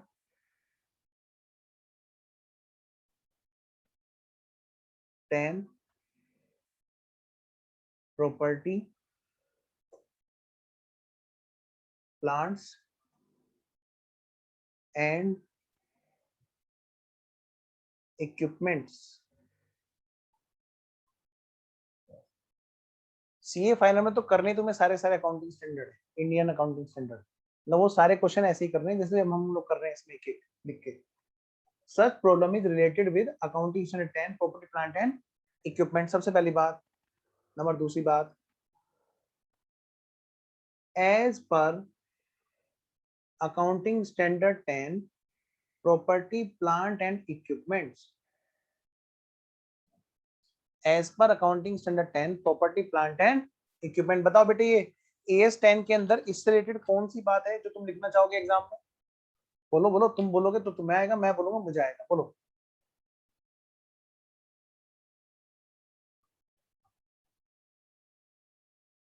उसके लिए जरूरी है क्वेश्चन की लास्ट लाइन पढ़ो, क्वेश्चन क्या पूछना चाह रहा है।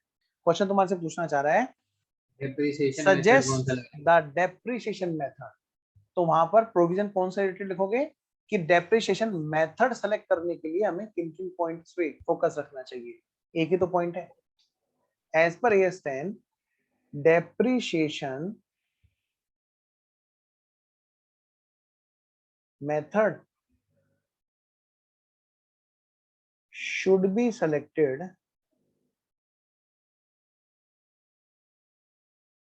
in such a way that depreciable amount should be allocated over the estimated effective useful life of assets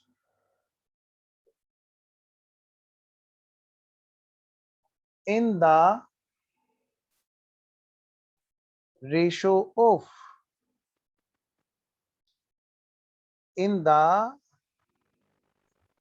sir ratio of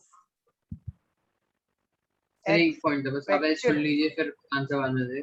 sir जैसे pattern आपने बोला था कि हमारा जो इसमें पॉइंट होगा वो मेन पॉइंट हमें फोकस करना है कि हमने कंसिस्टेंटली ईयर टू ईयर वो प्रोडक्शन करा है, लेकिन हम सर लिख तो ये रहे हैं कि हमने एस्टिमेटेड लाइफ को 5 साल में बांटा है। नहीं, देखो पढ़ो मैंने क्या लिखा है।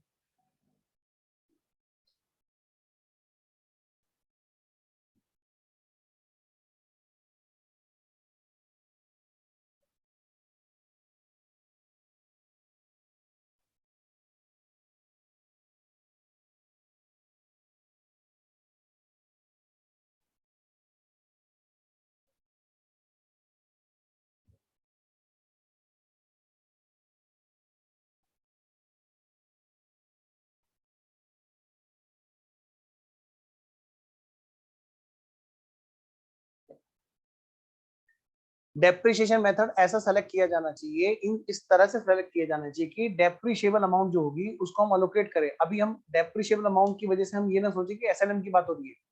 डेप्रिशिएबल अमाउंट हमेशा होती है, ये एक अलग चीज है, उसको डेप्रिशिएट किस तरह से करते हैं, ठीक है ना, एसएलएम या डब्ल्यूडीवी क्या कहते हैं, depreciable amount should be allocated over the estimated effective useful life of assets in the ratio expected pattern of consumption of future economic benefit consumption, ठीक है, उस असेट से कितना हम कंजम्पशन लेंगे किस किस साल में, किसके लिए, फ्यूचर इकोनॉमिक बेनिफिट के लिए। वो कैसे कंजम्पशन होगी, प्रोडक्शन में।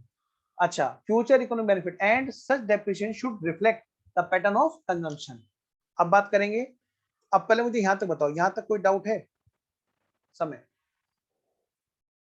तुम्हारे डाउट का आंसर मिल गया? सर ये वाला जो पॉइंट है ना सर, ये तो डेप्रिसिएशन से रिलेटेड है ना सर? हाँ जी बिल्कुल। तो सर हम इसमें AS10 लिखेंगे या 6 लिखेंगे? बेटा AS10 लिखेंगे, मैंने बताया था आपको 6 तो कब का हट चुका है, मर्ज हो चुका है AS10 में, और दोनों मिलकर के बन तो चुके हैं सर रिवाइज मतलब हम AS10। 6 को भूल जाए, हम यही समझेंगे कि 6 AS10 तो में भूल ही जाओ, है 6 तो बिल्कुल भूल जाना प्रॉपर्टी है और डेप्थ पहले और दिन से, 6 यस तो भूल सर। जाओ। Okay sir. AS10 revise is equal to old AS10 plus amendment plus AS6 plus amendment, यानी कि AS10 रिवाइज दोनों का मिक्स है, और वो is equal to Ind AS16 in the. तो सर ऐसे भी लिख सकते हैं, एज पर रिवाइज्ड AS10। हाँ ऐसे ही लिखना चाहिए कायदे से। अब क्या होता है ना कि देखो ओके। रिवाइज वर्ड तब अच्छा लगता है जब एक आध साल हुआ गुजरा हो। अब कई साल पहले रिवाइज हो गया, हम उसको रिवाइज लिखते रहे तब भी कोई बुराई नहीं है, आप ऐसे लिख लो, लिख दो यहाँ पे रिवाइज, बिल्कुल कोई दिक्कत नहीं है, क्योंकि जिसमें अमेंडमेंट आई हो तो रिवाइज ही कहलाता है। इन the given case, in the given case, अब इस केस में बताओ भाई कैसे लिखना चाहोगे,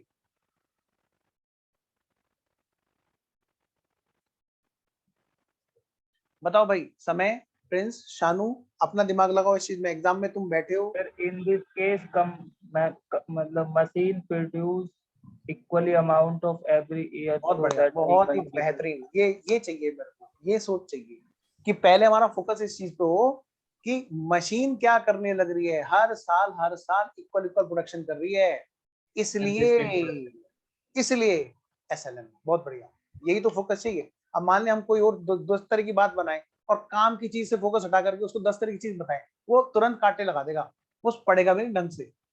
आइए जरा, इन द गिवन केस सिंस, बस लिखने का थोड़ा सा हमें प्रोफेशनल पैटर्न चाहिए, since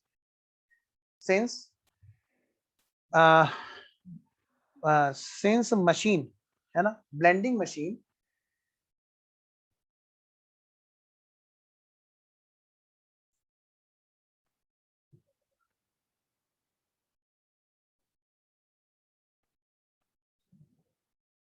will produce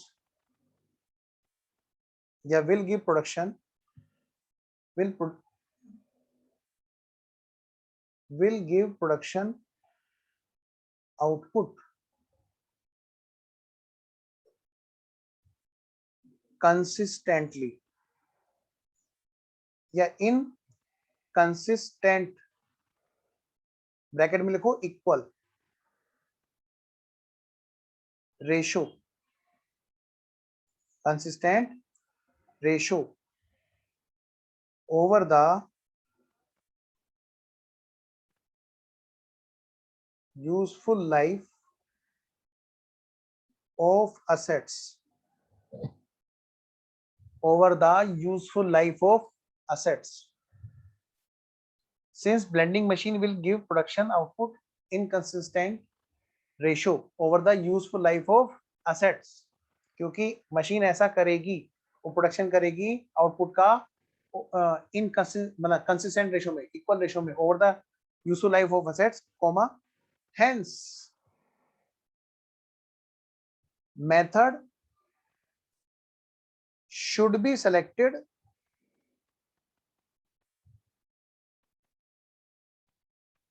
to reflect the machine consumption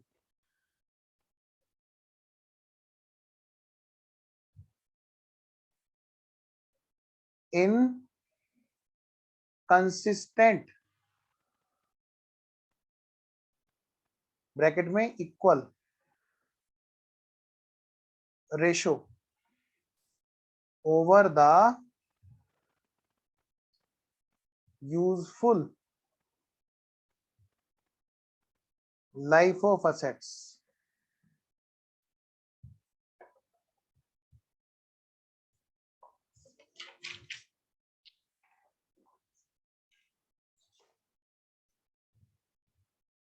and जब ये लिख लो मुझे बताना, and such can be reflected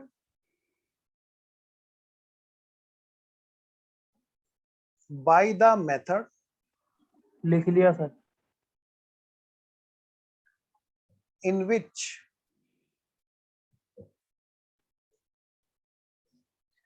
and such can be reflected by the method in which depreciable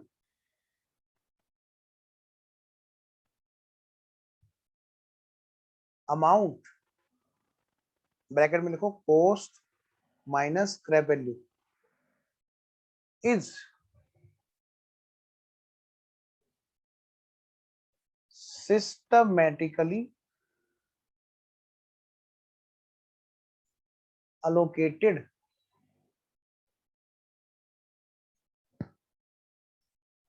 over useful life only and only by straight line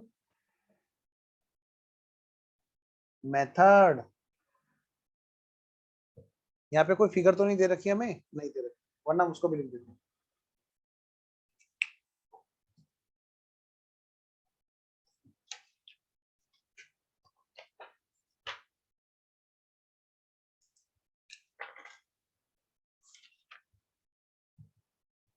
आइए जरा अगले question पे चलते हैं.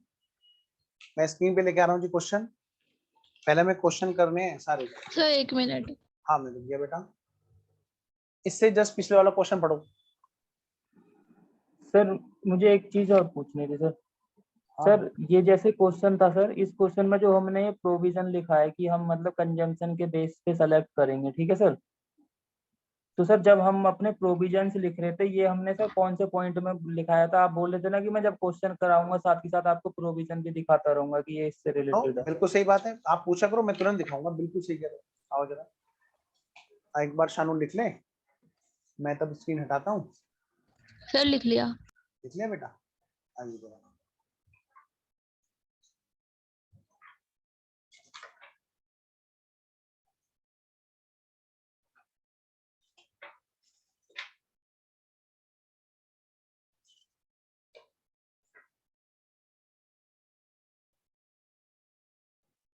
ये रहा.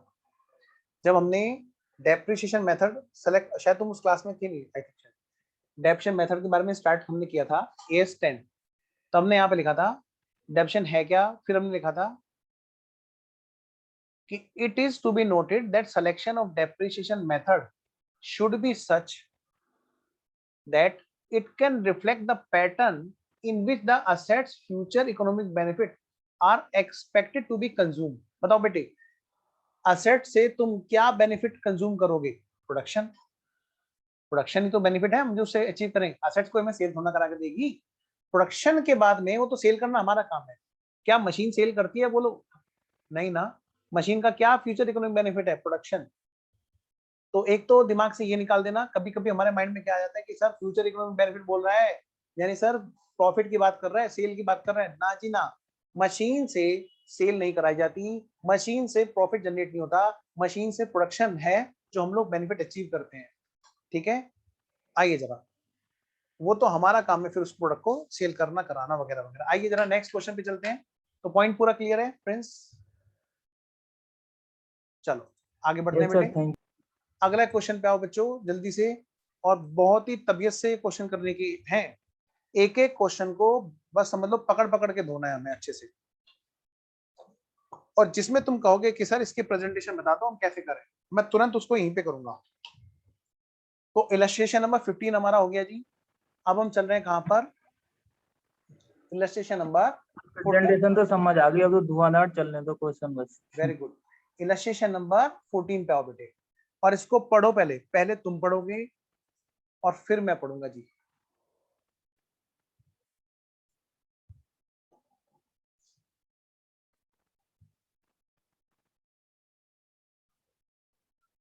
एक्चुअली ये एएस इतना लेंथी है, इतना लेंथी है, या तो इसको पढ़ा सकते हैं या इसके क्वेश्चन की प्रैक्टिस करा सकते हैं, वरना फिर नंबर ऑफ लेक्चर हमें ज्यादा करने पड़ेंगे। वो मैं वही कर रहा हूँ।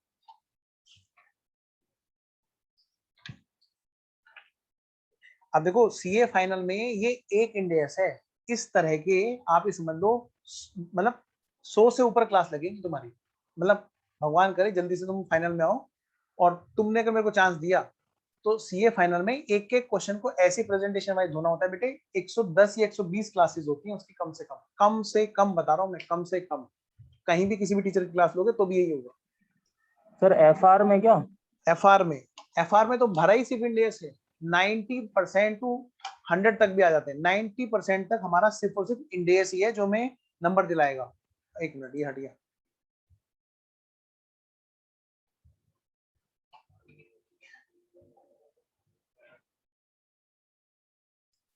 जो फाइनल में तुम लोग पढ़ोगे शेड्यूल 3, वो तुम्हारा इंडेक्स बेस होगा, और वहां पर बैलेंस शीट थोड़ा सा अलग है कंपनी की, और सारा का सारा वो कंपनी बेस्ड है टोटली।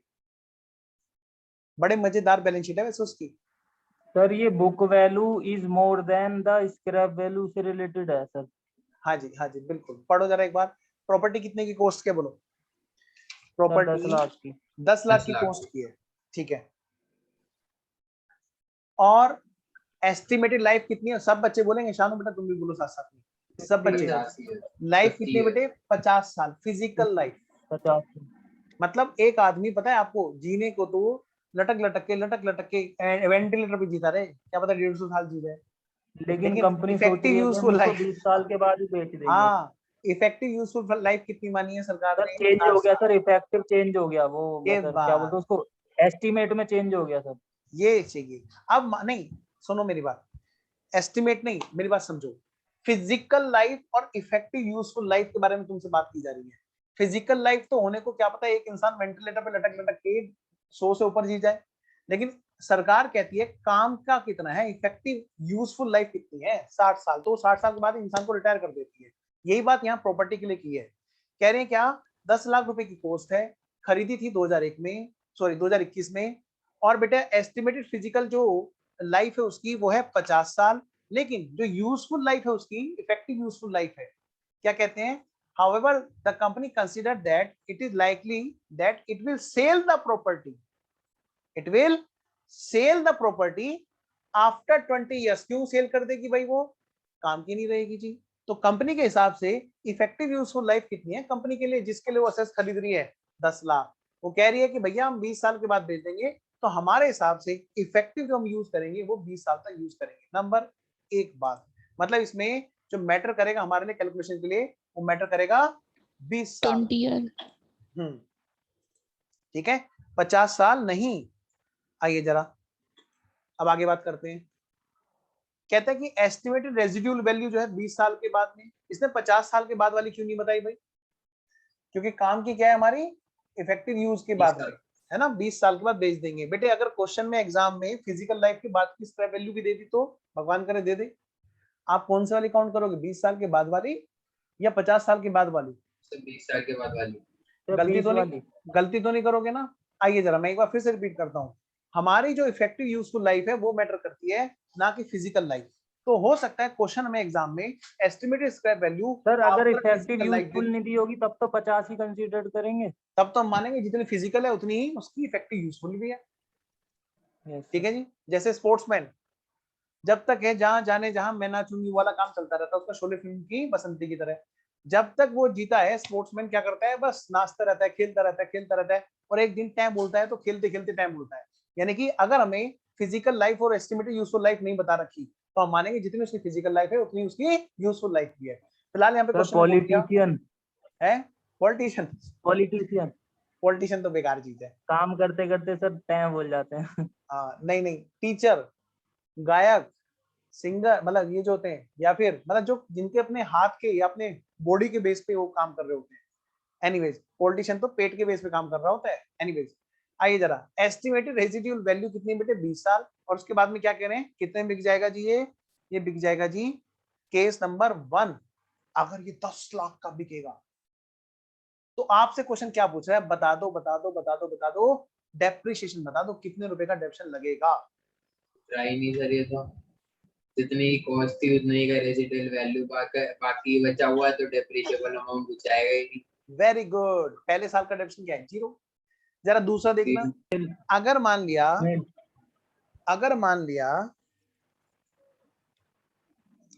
इसकी रियलाइजेबल रेजिड्यूल वैल्यू 9 लाख है सर, 5000 आएगा।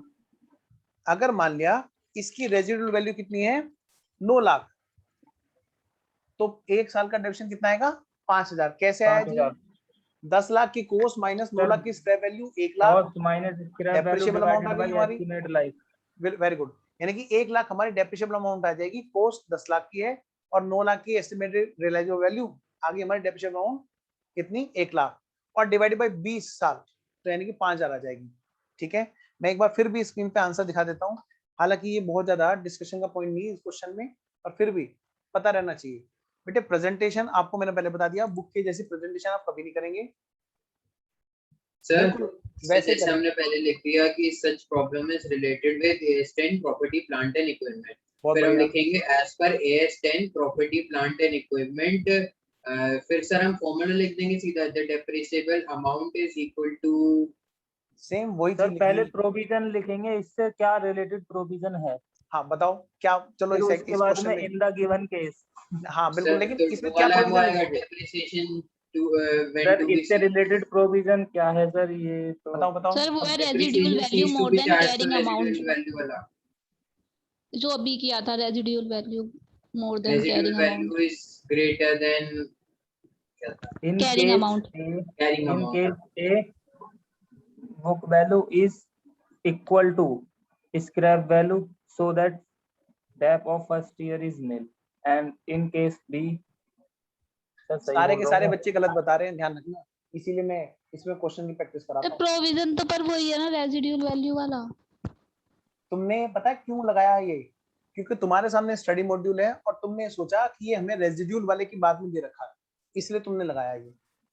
नहीं सर, मैं बता रहा हूँ ना, और कोई वजह है ही नहीं बेटे, ये बाय चांस ऐसा हुआ कि ये क्वेश्चन रेजिड्यूल वाली वैल्यू के बताने के बाद में ये चीजें दे रखी है कि रेजिड्यूल वैल्यू एक्सीड, ये इलस्ट्रेशन इस जगह पे गलत दे रखा है स्टडी मैट में। बेटे कॉमन सेंस की बात है, क्या आपसे ये पूछा कि डेप्रिसिएशन लगाएंगे कि नहीं लगाएंगे, बताना जरा, बताओ, ये पूछा आपसे, नहीं पूछा। जो सीजेशन ऑफ डेप्रिसिएशन में बात की रेजिड्यूल वैल्यू ज्यादा होगी कैरिंग अमाउंट से, बेटे वो तो बात पूछ ही नहीं रहा आपसे कि उस पर डेप्रिसिएशन लगाना बंद करोगे कि चालू रखोगे, उसने आपसे एक चीज पूछी, डेप्रिसिएशन की अमाउंट बताओ, आपने बिल्कुल सही बताई, लेकिन यहाँ पे आपको ये नहीं पता कि आपने कौन से प्रोविजन के बेस पे बताई, इसीलिए नंबर कटते हैं एएस में, बुरा लगेगा, लेकिन मैं आपकी आंखें खोल के चलूंगा ताकि यहाँ खुल जाए, वहां भी खुली रहे, ध्यान से। सुनिए मेरी बात ध्यान से, आओ मेरे साथ लिखो अब इसको। सर इसलिए मैं कह रहा था कि क्वेश्चन के साथ साथ प्रोविजन दिखा दिया करना कि ये कौन से बिल्कुल प्रोविजन सही से कह रहे रिलेटेड हो, है question। बिल्कुल। मैं तो देखो जब भी कराता हूँ मैं हमेशा चाहे लेंथी प्रोसेस हो लेकिन मैं करा रहा हूँ, साथ साथ में प्रोविजन तो भी वो दिखा जो रहा हूँ। 5 पॉइंट था वो है क्या इसका provision? Review of useful life of assets, scrap value of assets. नहीं नहीं नहीं नहीं नहीं, क्या इसमें, चलो अब इस बात का भी जवाब देते हैं, क्योंकि कल को यही डाउट तुम्हें एग्जाम में आ गया। तो आइए जरा इस बात को भी जरा आप देखो, डिस्कस करो। आप मुझे बताओ इस क्वेश्चन में कहीं भी ऐसा दे रखा है क्या जो तुम कह रहे हो रिवाइज हुई लाइफ? बताना जरा, कहीं पे भी दे रखा नहीं हो इस सर, तरह का? कुछ नहीं दे रखा, इसमें सिर्फ हमसे ये पूछा है कि कितना डेप लगाना है। सिंपल बस, बात पूछ रहा है कि ये बता दो डेप्रिसिएशन कितना लगाओगे। ना तो इसने ये इसमें रिवाइज यूजफुल लाइफ है, ना हम्म, ये पूछ रहा है कि हम डेप्रिसिएशन कब लगाना बंद करेंगे, सिर्फ डेप पूछ रहा है, अमाउंट डेप का। इसने एक हेडिंग डाल दिया बस यहाँ पर, इलस्ट्रेशन के ऊपर गलत, और बच्चे शुरू हो गया उस पॉइंट को लेकर के। अच्छा ये वो तो क्वेश्चन उससे रिलेटेड है बेटे, यही मैं आपको समझा रहा हूँ। एएस पढ़ना किताब से, लेकिन सोल्व अपने आप करना, ठीक है ना? आइए जरा मैं आपको बताता हूँ, अब सुनिए ध्यान से बेटा। पहले मैं आपको बताता हूँ और फिर मैं आपको लिखाता हूँ। जरा देखो इस क्वेश्चन में क्या कह रहा है, लाइन पढ़ो, last line. Calculate amount of depreciation, आपसे पूछा है डेप्रिसिएशन की अमाउंट बता दो, ठीक है? और वो कैसे आई बताओ, तुमने कैसे निकाली बताओ जरा, मेरे को कैलकुलेशन करवाओ। 10 लाख कॉस्ट है, माइनस 9 लाख स्क्रैप वैल्यू है, डिवाइडेड बाय 20 साल, तुमने ऐसे निकाली। और ये बातें कहां लिखी थी बताओ? बिल्कुल स्टार्टिंग में, कि भाई डेप्रिशिएबल अमाउंट हमारे को डेप्रिशिएट कर देनी है over the effective useful life. तुम कर तो वही रहे हो लेकिन बता गलत रहे हो। अगर तुमने फाइनल आंसर तो सही निकाला, डेप्रिसिएशन सही बता दिया, लेकिन बेटे प्रोविजन गलत लिखा है, तो पक्का 0 नंबर देगा।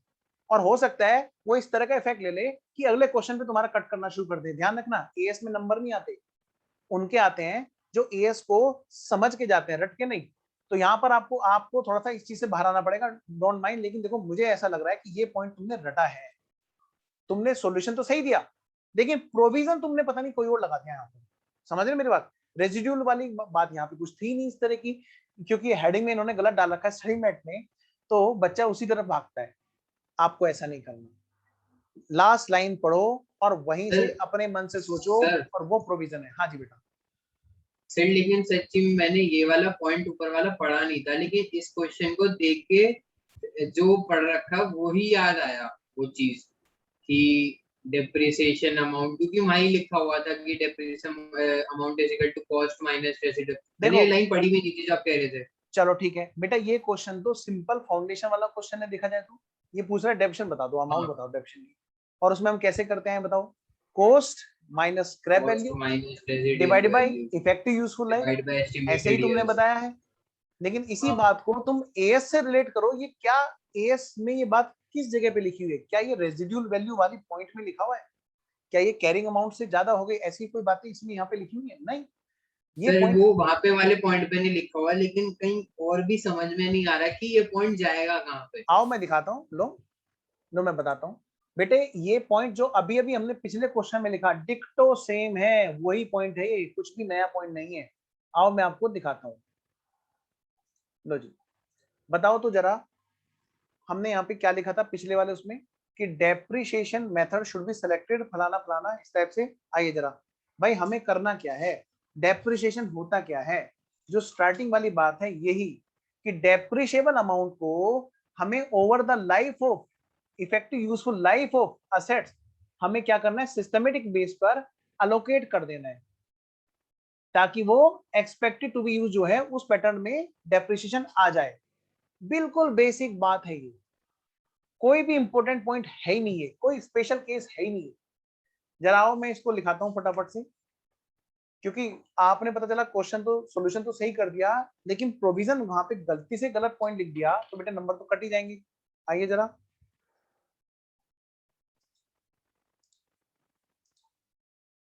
मैं इतनी तो गारंटी दे सकता हूं कि जैसे हम लोग क्वेश्चन करके लिख लिख के कर रहे हैं, अगर तुमने अपने लिखे हुए को रिवाइज कर लिया तो नंबर छूटेंगे नहीं बिल्कुल भी। आइए जरा, इलस्ट्रेशन नंबर कौन सा है जी? ये हमारा इलस्ट्रेशन नंबर है हमारा 14 है जी। 14 है सर। जी 14 है जी।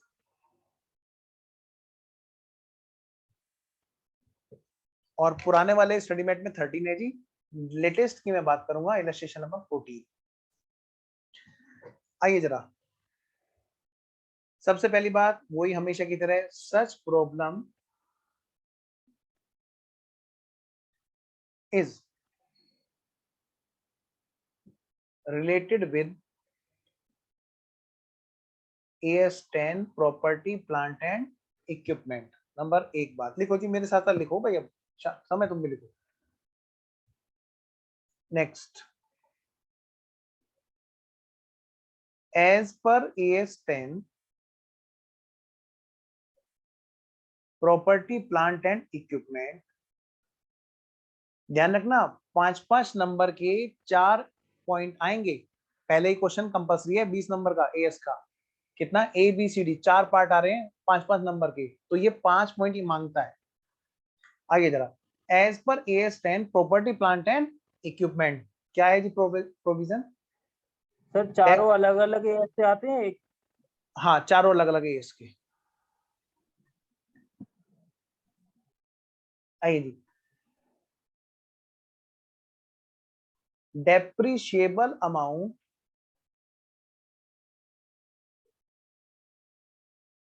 Of property plant and equipment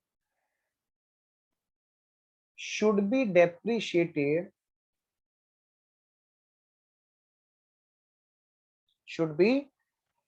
depreciated oblique allocated in systematic manner या systematic basis, on systematic basis, जैसे भी आप लिखना चाहें, in systematic manner over the effective useful life of property plant and equipment, comma, such should be allocated in this way that allocation will represent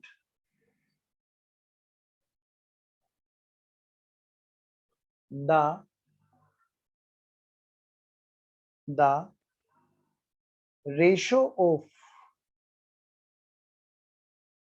consumption of property, plant and equipment for future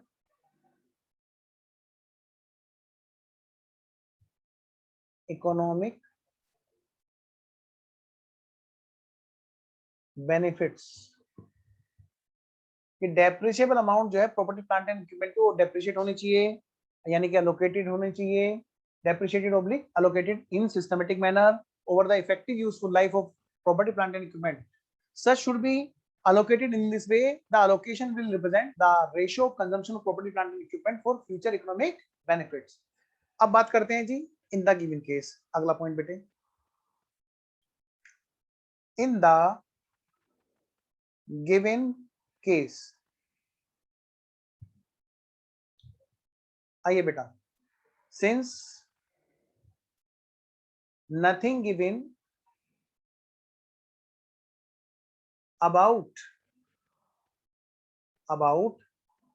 consumption of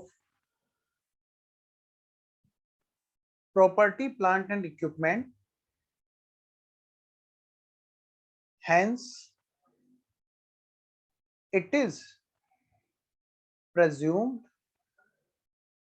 बेटा आपने कभी सोचा है हम लोग जब कुछ नहीं बोले तो SLM लगाते हैं कि नहीं लगाते हैं? पहले बताओ, कुछ नहीं बोले तो हम हमेशा SLM लगाते हैं, हम कभी भी WDV नहीं लगाने के लिए भागते।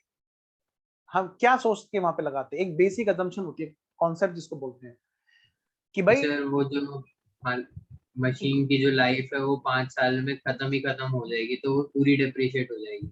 नहीं हमारा WDV से तो कोई कैरिंग अमाउंट बच जाता है ना। मैं बिल्कुल सही कह रहा हूँ, बहुत बढ़िया बात। और हम ये मानते हैं कि उससे बेनिफिट जो है ना इक्वल होगा, वही बात मैं यहाँ पे लिख रहा हूँ। सिंस हमें अगर कहीं नहीं बताते ना तो हम कंजम्पशन मानते हैं, एक उसमें एक प्री अजम्पशन छुपी होती है उस मेथड को मानने में कि वो it is presume that consumption of property, plant and equipment will be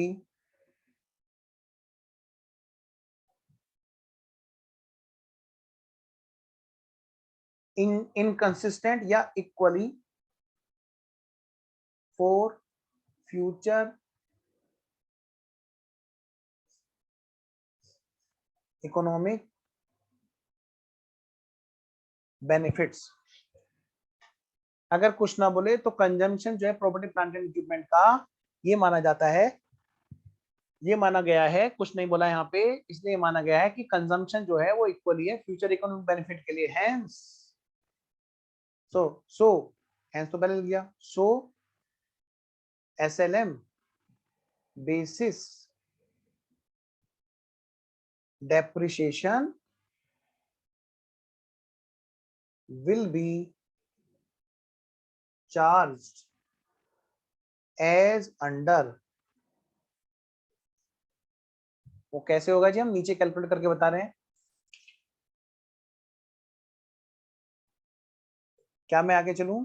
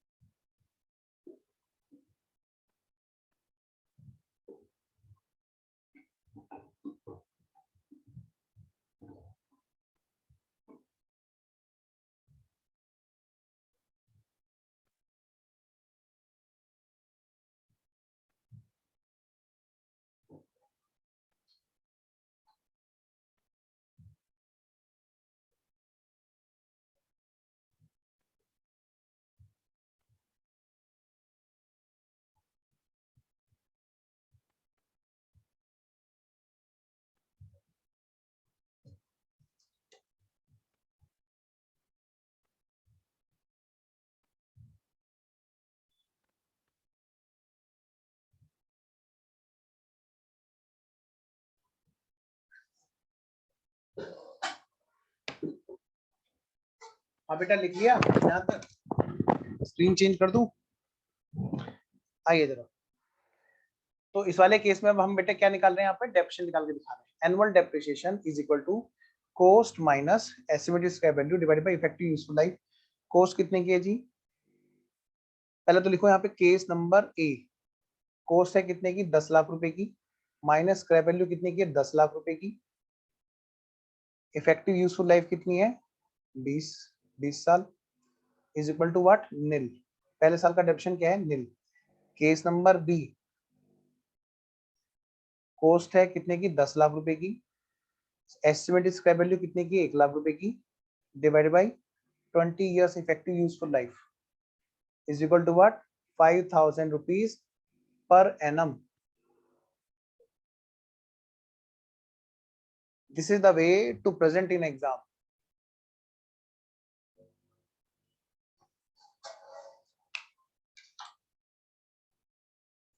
और प्रैक्टिस कम नहीं होगी, इससे बेफिक्र रहना। हाँ, लेकिन होगी थोड़ा सा सिस्टमेटिकली, तो थोड़ा सा कभी कभी ऐसा है कि प्रोविजंस काफी सारे हैं इसमें, तो काफी सारे प्रोविजंस इकट्ठे लेने के बाद तब क्वेश्चन उठा रहे हैं हम लोग बस। आइए आगे बढ़ते हैं। अब हमारा जो है नेक्स्ट क्वेश्चन है हमारा, मैं स्क्रीन पे लेके आ जाऊं, अच्छा नोट कर रहे हैं, कर लो तब तक। इलस्ट्रेशन नंबर 14 के बाद में अब है हमारा इलस्ट्रेशन नंबर 13 है। सर इसमें कितने इलस्ट्रेशन है टोटल, नंबर ऑफ? इसमें इलस्ट्रेशन जो है वो हमारे हैं सर इसमें तो काफी होंगी, 16 30-35 दो 16 है, 16 है बस। सर हाँ बेटा, तो वहाँ पे 1 लाख की जगह 9 लाख आएगा ना? हाँ जी बिल्कुल सही बात है। Sorry, yes you are right बेटा। सानू में दिमाग तो है सर बहुत तगड़ा। ये लड़ाई नहीं हुई, मजाक। कितने दिन हो गए पता नहीं है। आओ जी, यानी कि 1 लाख को हमने डिवाइड किया, डिवाइड बाई 5 ईयर्स। आओ जरा जल्दी से, अब हम चलते हैं नेक्स्ट वाले इलस्ट्रेशन पे। इलस्ट्रेशन नंबर 14 के बाद में अब हमारा आ गया इलस्ट्रेशन नंबर 13। एक बात ध्यान रखना, कोई भी चीज, कोई भी आंसर कभी भी जल्दबाजी में मत करना, कितना भी अच्छा एएस तुम्हें क्यों ना आता हो, बस यहीं पे तुम्हारी सबसे बड़ी जीत है। एकदम से किसी निष्कर्ष में मत पहुंचना। अगर तुमने ये बात मान ली तो देखना तुम खेलोगे एएस से। इतने प्यारे क्वेश्चन होते हैं, और मैं सच बता रहा हूँ, अकाउंटिंग स्टैंडर्ड और इंडियन अकाउंटिंग स्टैंडर्ड ये ऐसी चीज है, एक मिनट, ये ऐसी चीज है जो टोटली प्रैक्टिकल बेस्ड है। और इसका हर बार कमाल की बात पता है सबसे बड़ी बात क्या है, हर क्वेश्चन का आंसर एक ही फ्रेमवर्क में देना है, एक ही फ्रेमवर्क में। तुम्हें पता रहेगा आंसर क्या देना है, तुम्हें पता रहेगा आंसर क्या है, बस उसको प्रेजेंट करने में तुम्हें सबसे ज्यादा जोर लगाने पड़ेंगे। ये भी मतलब एएस की सबसे बड़ी सच्चाई है। दो बातें, एएस टोटली प्रैक्टिकल बेस्ड है, टोटली, और इंडियस भी। तुम्हें आंसर पता रहेगा, बस तुम्हें प्रेजेंटेशन पे सबसे ज्यादा ध्यान देना पड़ेगा। और दूसरी बात, सबसे ज्यादा पैसा वही कमाएगा आने वाले टाइम में जिसको अकाउंटिंग स्टैंडर्ड और इंड अकाउंटिंग स्टैंडर्ड की सबसे अच्छी नॉलेज होगी। फ्यूचर हमारा टोटली इंडेस पे है, ध्यान रखना, सबसे अच्छे पैकेज होते हैं इनके इंडेस के। चलिए पूछे, कुछ पूछ रहे थे, फिर मैं इलस्ट्रेशन नंबर 13 करवाता हूँ। नहीं सर नहीं होगा। आइए इलस्ट्रेशन नंबर 13 पढ़िए फिर फटाफट से। Entity B construct a machine for its own use. Entity B क्या करती है जी, कंस्ट्रक्शन करती है अपने यूज के पर्पज से, एक मशीन बनाती है जी, ठीक है। बस पेज नंबर बता दीजिए। अच्छा देखिए पेज नंबर यहाँ पर है, पुराने वाले स्टडी मेट में 3.86 और यहाँ पर अब देख लो 3.86 है यहाँ पर। बस नंबरिंग एक पीछे आगे चल रही होगी, नए वाले में एक नंबरिंग फालतू है। पुराने वाले में ये इलस्ट्रेशन नंबर 12 है, लेटेस्ट अपडेटेड में इलस्ट्रेशन नंबर 13 है जो तुम्हारे सामने स्क्रीन पे। एंटिटी भी कंस्ट्रक्ट्स, ध्यान रखना, constructs A machine for its own use, अपने पर्पज से बना रही है जी। अच्छा कंस्ट्रक्शन कंप्लीट हुआ कब, 1 नवंबर 2001 को, लेकिन but the company does not begin using the machine until 1 मार्च 2022। भाई कंपनी ने क्या किया, मशीन तो बना ली, लेकिन वो क्या कर रही है, वो अभी उसने यूज जो है ना, यूज करना शुरू नहीं हुआ। जबकि पुट टू यूज नहीं, हाँ पुट टू यूज नहीं किया, लेकिन मशीन तो रेडी टू यूज है, रेडी टू यूज हो गई 1 नवंबर को। देखना है, पुट टू यूज नहीं देखना। यस, तो कंपनी आपसे क्या कहती है कि भाई बताओ इसके बारे में कुछ, हमें कुछ बातें, हमें इसके बारे में बताओ, कमेंट। इसने ये नहीं कहा कि बताओ कब तक डेप्शन लगेगा, इसने ये नहीं कहा कैपिटलाइज करेंगे कि नहीं करेंगे, इसने ये नहीं कहा कि कौन सा खर्चा कैपिटलाइज होगा, कौन सा खर्चा आप कैपिटलाइज नहीं करोगे। इसने बस कहा इसके बारे में कुछ आप मतलब प्रकाश डालिए इसके बारे में कुछ बताओ। मतलब ये होते हैं कि मशीन हम ये नहीं देखेंगे कि पुट टू यूज कब से हुई है, हम देखेंगे कि रेडी टू यूज कब से हो रखी है, और वहीं से हम डेप्रिसिएशन लगाना शुरू करते हैं। वेरी गुड, बहुत बढ़िया। आइए इस क्वेश्चन के बारे में आप लोग कैसे प्रेजेंट करोगे, मैं ओरली बताऊं या लिख के बताऊं, जल्दी बोलो। ओरली बताऊं, ओरली बता दी। चलिए ओरली बता दूं, आइए ओरली बता देता हूं। देखो जी, सबसे पहली बात, पहली लाइन हमेशा की तरह, such problem is related with accounting standard 10, सबसे पहली बात। नंबर दूसरी बात, as per accounting standard 10 property plant and equipment, क्या only those expenses which have been incurred till the date assets is ready for use या capable of being used are capitalized. After that no such expenses are capitalized. ठीक है, number एक बात। After that all the expenses are directly transferred to profit and loss. अब आते हैं in the given case. Now in the given case, sir ये वाला point लिखवा दो बस आप। आइए मैं दोबारा से लिखा देता हूँ, और ये बातें हमारे उसमें हमने लिख भी रखी है। आइए मैं पहले एक बार काम करता हूँ ना, पहले मैं दिखा देता हूँ कि हमने इसको एएस में किस जगह पर लिखा था।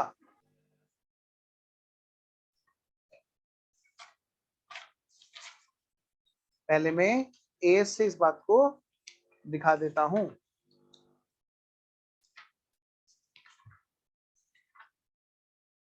जो हमने लिखा था,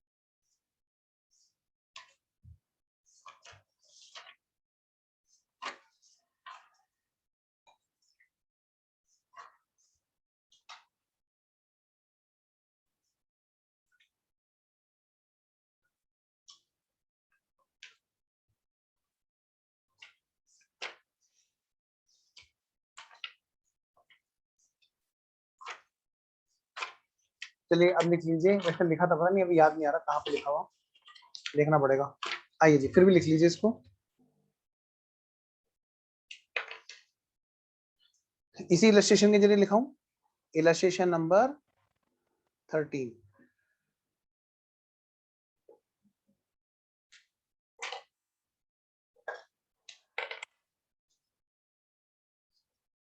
देखो बेटा, such problem is related with AS10 property plant and equipment. Next देखिए, एज पर AS10 property plant and equipment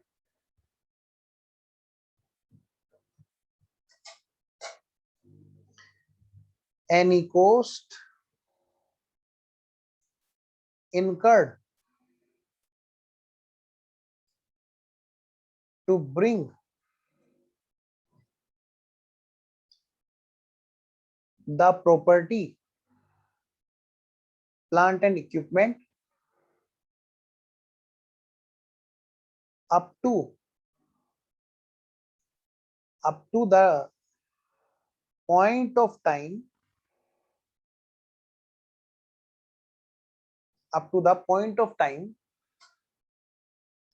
assets becomes ready for use,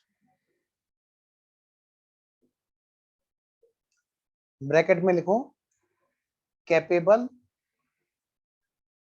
of being used, ready for use, bracket में लिख लिया, हाँ, is कैपिटलाइज, कि कोई भी ऐसी cost property plant and equipment में कैपिटलाइज होगी जो उस असेट्स के रेडी फॉर यूज होने तक के लिए खर्च की गई है. After that all cost or expenses will not be capitalized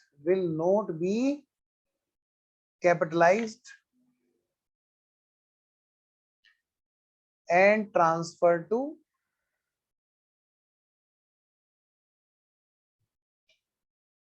profit and loss account, and transferred to profit and loss account. जहां हमने इसके बेटे कॉस्ट के बारे में लिखा होगा ना, वहां इसके बारे में लिख रखा होगा, पक्का लिख रखा है. एनीवे चलो देखते हैं. अभी यहां तक ओके है? चलो मैं आगे, आइए जरा आगे बढ़ते हैं. अब बात करते हैं जी इन द गिवन केस. इस वाले केस में देखिए, इन द गिवन केस, ये जो हमने यहाँ पर केस डिस्कस किया है उसके केस में क्या होगा जी? In the given case, since construction of machine, property plant and equipment मतलब ब्रैकेट में लिखो machine, is completed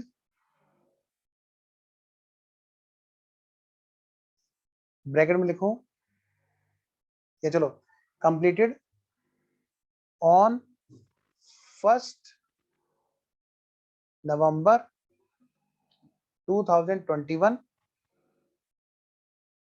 hence coma लगा के, hence we can say that property plant and equipment is ready oblique available for use.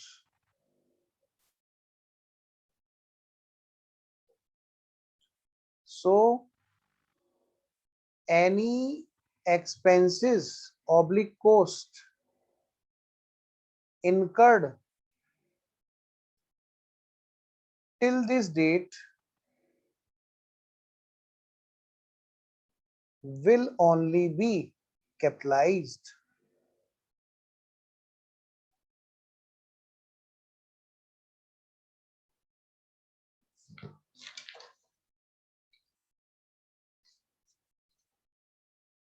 However, after that, all expenses oblique cost will be transferred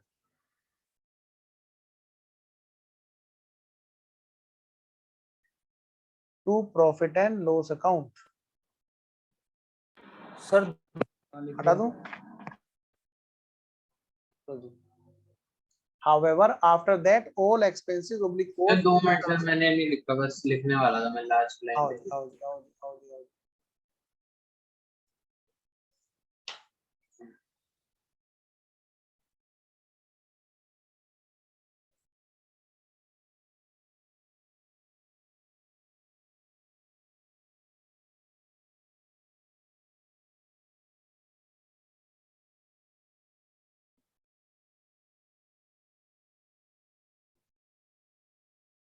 done sir. आइए जी, however after that all expenses oblique cost will be transferred to profit and loss account and put to use on 1st March 2022 is not relevant, not relevant for capitalization of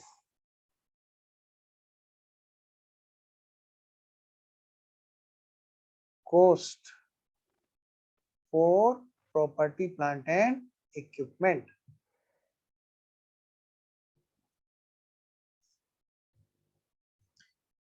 आप देखोगे जब भी तुम बेटा आप लोग इसका क्वेश्चन का सॉल्यूशन बनाना चाहोगे ना, तो आपका सॉल्यूशन एक अलग ही दिशा में जाएगा। आपको कभी राशि नहीं आएगा जो बुक में लिखा हुआ सॉल्यूशन है, बस इतना जरूर आएगा कि यहाँ पे वो प्रोविजन की जरूर आपको अंडरस्टैंडिंग करा देगा कि भाई कौन सा प्रोविजन इसमें लग रहा है।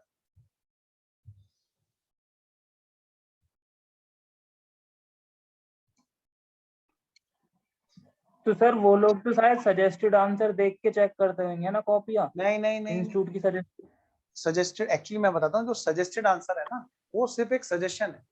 एग्जामिनर का अपना एक डिस्क्रिप्शन रहता है उस चीज पर। अब उसे कौन सी कॉपी अच्छी लगेगी बताओ, जिसमें प्रेजेंटेशन उसको बेस्ट लगेगी। हम लोग भी जैसे बच्चों की कॉपी चेक करते हैं तो क्या होता है कि कॉपी चेक करनी शुरू की तो पहले क्या हुआ, एक बच्ची कॉपी चेक करी, अब मान ले उसमें मजा नहीं आया, दूसरी कॉपी चेक करी थोड़ा सा बेटर लगा, तो हम पहली कॉपी को साइड रख के अब अगले वाली कॉपी को बेस बना लेते हैं चेक करने का। फिर उससे भी अच्छी कोई प्रेजेंटेशन मिली तो उस कॉपी को रखेंगे हम लोग। और सबसे बड़ी बात, उन सारी कॉपियों में से मैं फटाफट अगर देखूं तो मैं उस कॉपी को फटाफट पलट के देखूंगा किसकी सबसे साफ राइटिंग होगी, किसमें सबसे खुला खुला लिखा होगा। मैं उस कॉपी को पहले उठाऊंगा चेक करने के लिए। और मैं, क्योंकि मुझे पता है कि जब कोई बच्चा साफ राइटिंग लिख रहा है तो यानी कि बच्चे का फोकस बड़ा अच्छा है और वो कहीं ना कहीं बड़ा अच्छा काम करने वाला होगा। तो मेरी पहली सोच तो यही रहेगी और मैं उस कॉपी को उठा करके चेक करना शुरू करूंगा। और अगर उसमें प्रेजेंटेशन भी धांसू निकली एकदम, तो वो कॉपी मेरा बेस बन जाती है चेक करने के लिए। फिर मैं उस कॉपी को रखता हूँ और फिर बाकी कॉपी चेक करना शुरू करता हूँ। और जब मुझे लगेगा कि उससे भी अच्छी कोई कॉपी मिल जाएगी तो फिर उस कॉपी को मैं बेस बना लूंगा। तो ध्यान रखना, सजेस्टेड आंसर तो सिर्फ एक सजेशन है कि भाई या तो ऐसे होगा या ऐसे होगा, 2-3 तरह के सजेशन होते हैं वहां पर। अब कोई सा भी मिल जाए, लेकिन टोटली बेस बेटा उसका अपना खुद का बेस होता है एग्जामिनेशन का चेक करने का। एनीवेज, चलें क्या आगे, यहाँ तक ओके है? आइए फिर चलते हैं जल्दी से अगले क्वेश्चन की तरफ। ये है हमारा नेक्स्ट क्वेश्चन। क्वेश्चन कौन सा है जी हमारा नेक्स्ट? Section number 12। हाँ जी सर, अभी एक क्लास रुक जिससे मेरे को मीट करनी है सर, एक अपनी अच्छा कॉलेज की। चलो ठीक है, आज हम अभी हम लोग क्लास यहीं पे रुकते हैं, ठीक है ना? फिर कल मिलते हैं हम लोग। Okay then, bye bye.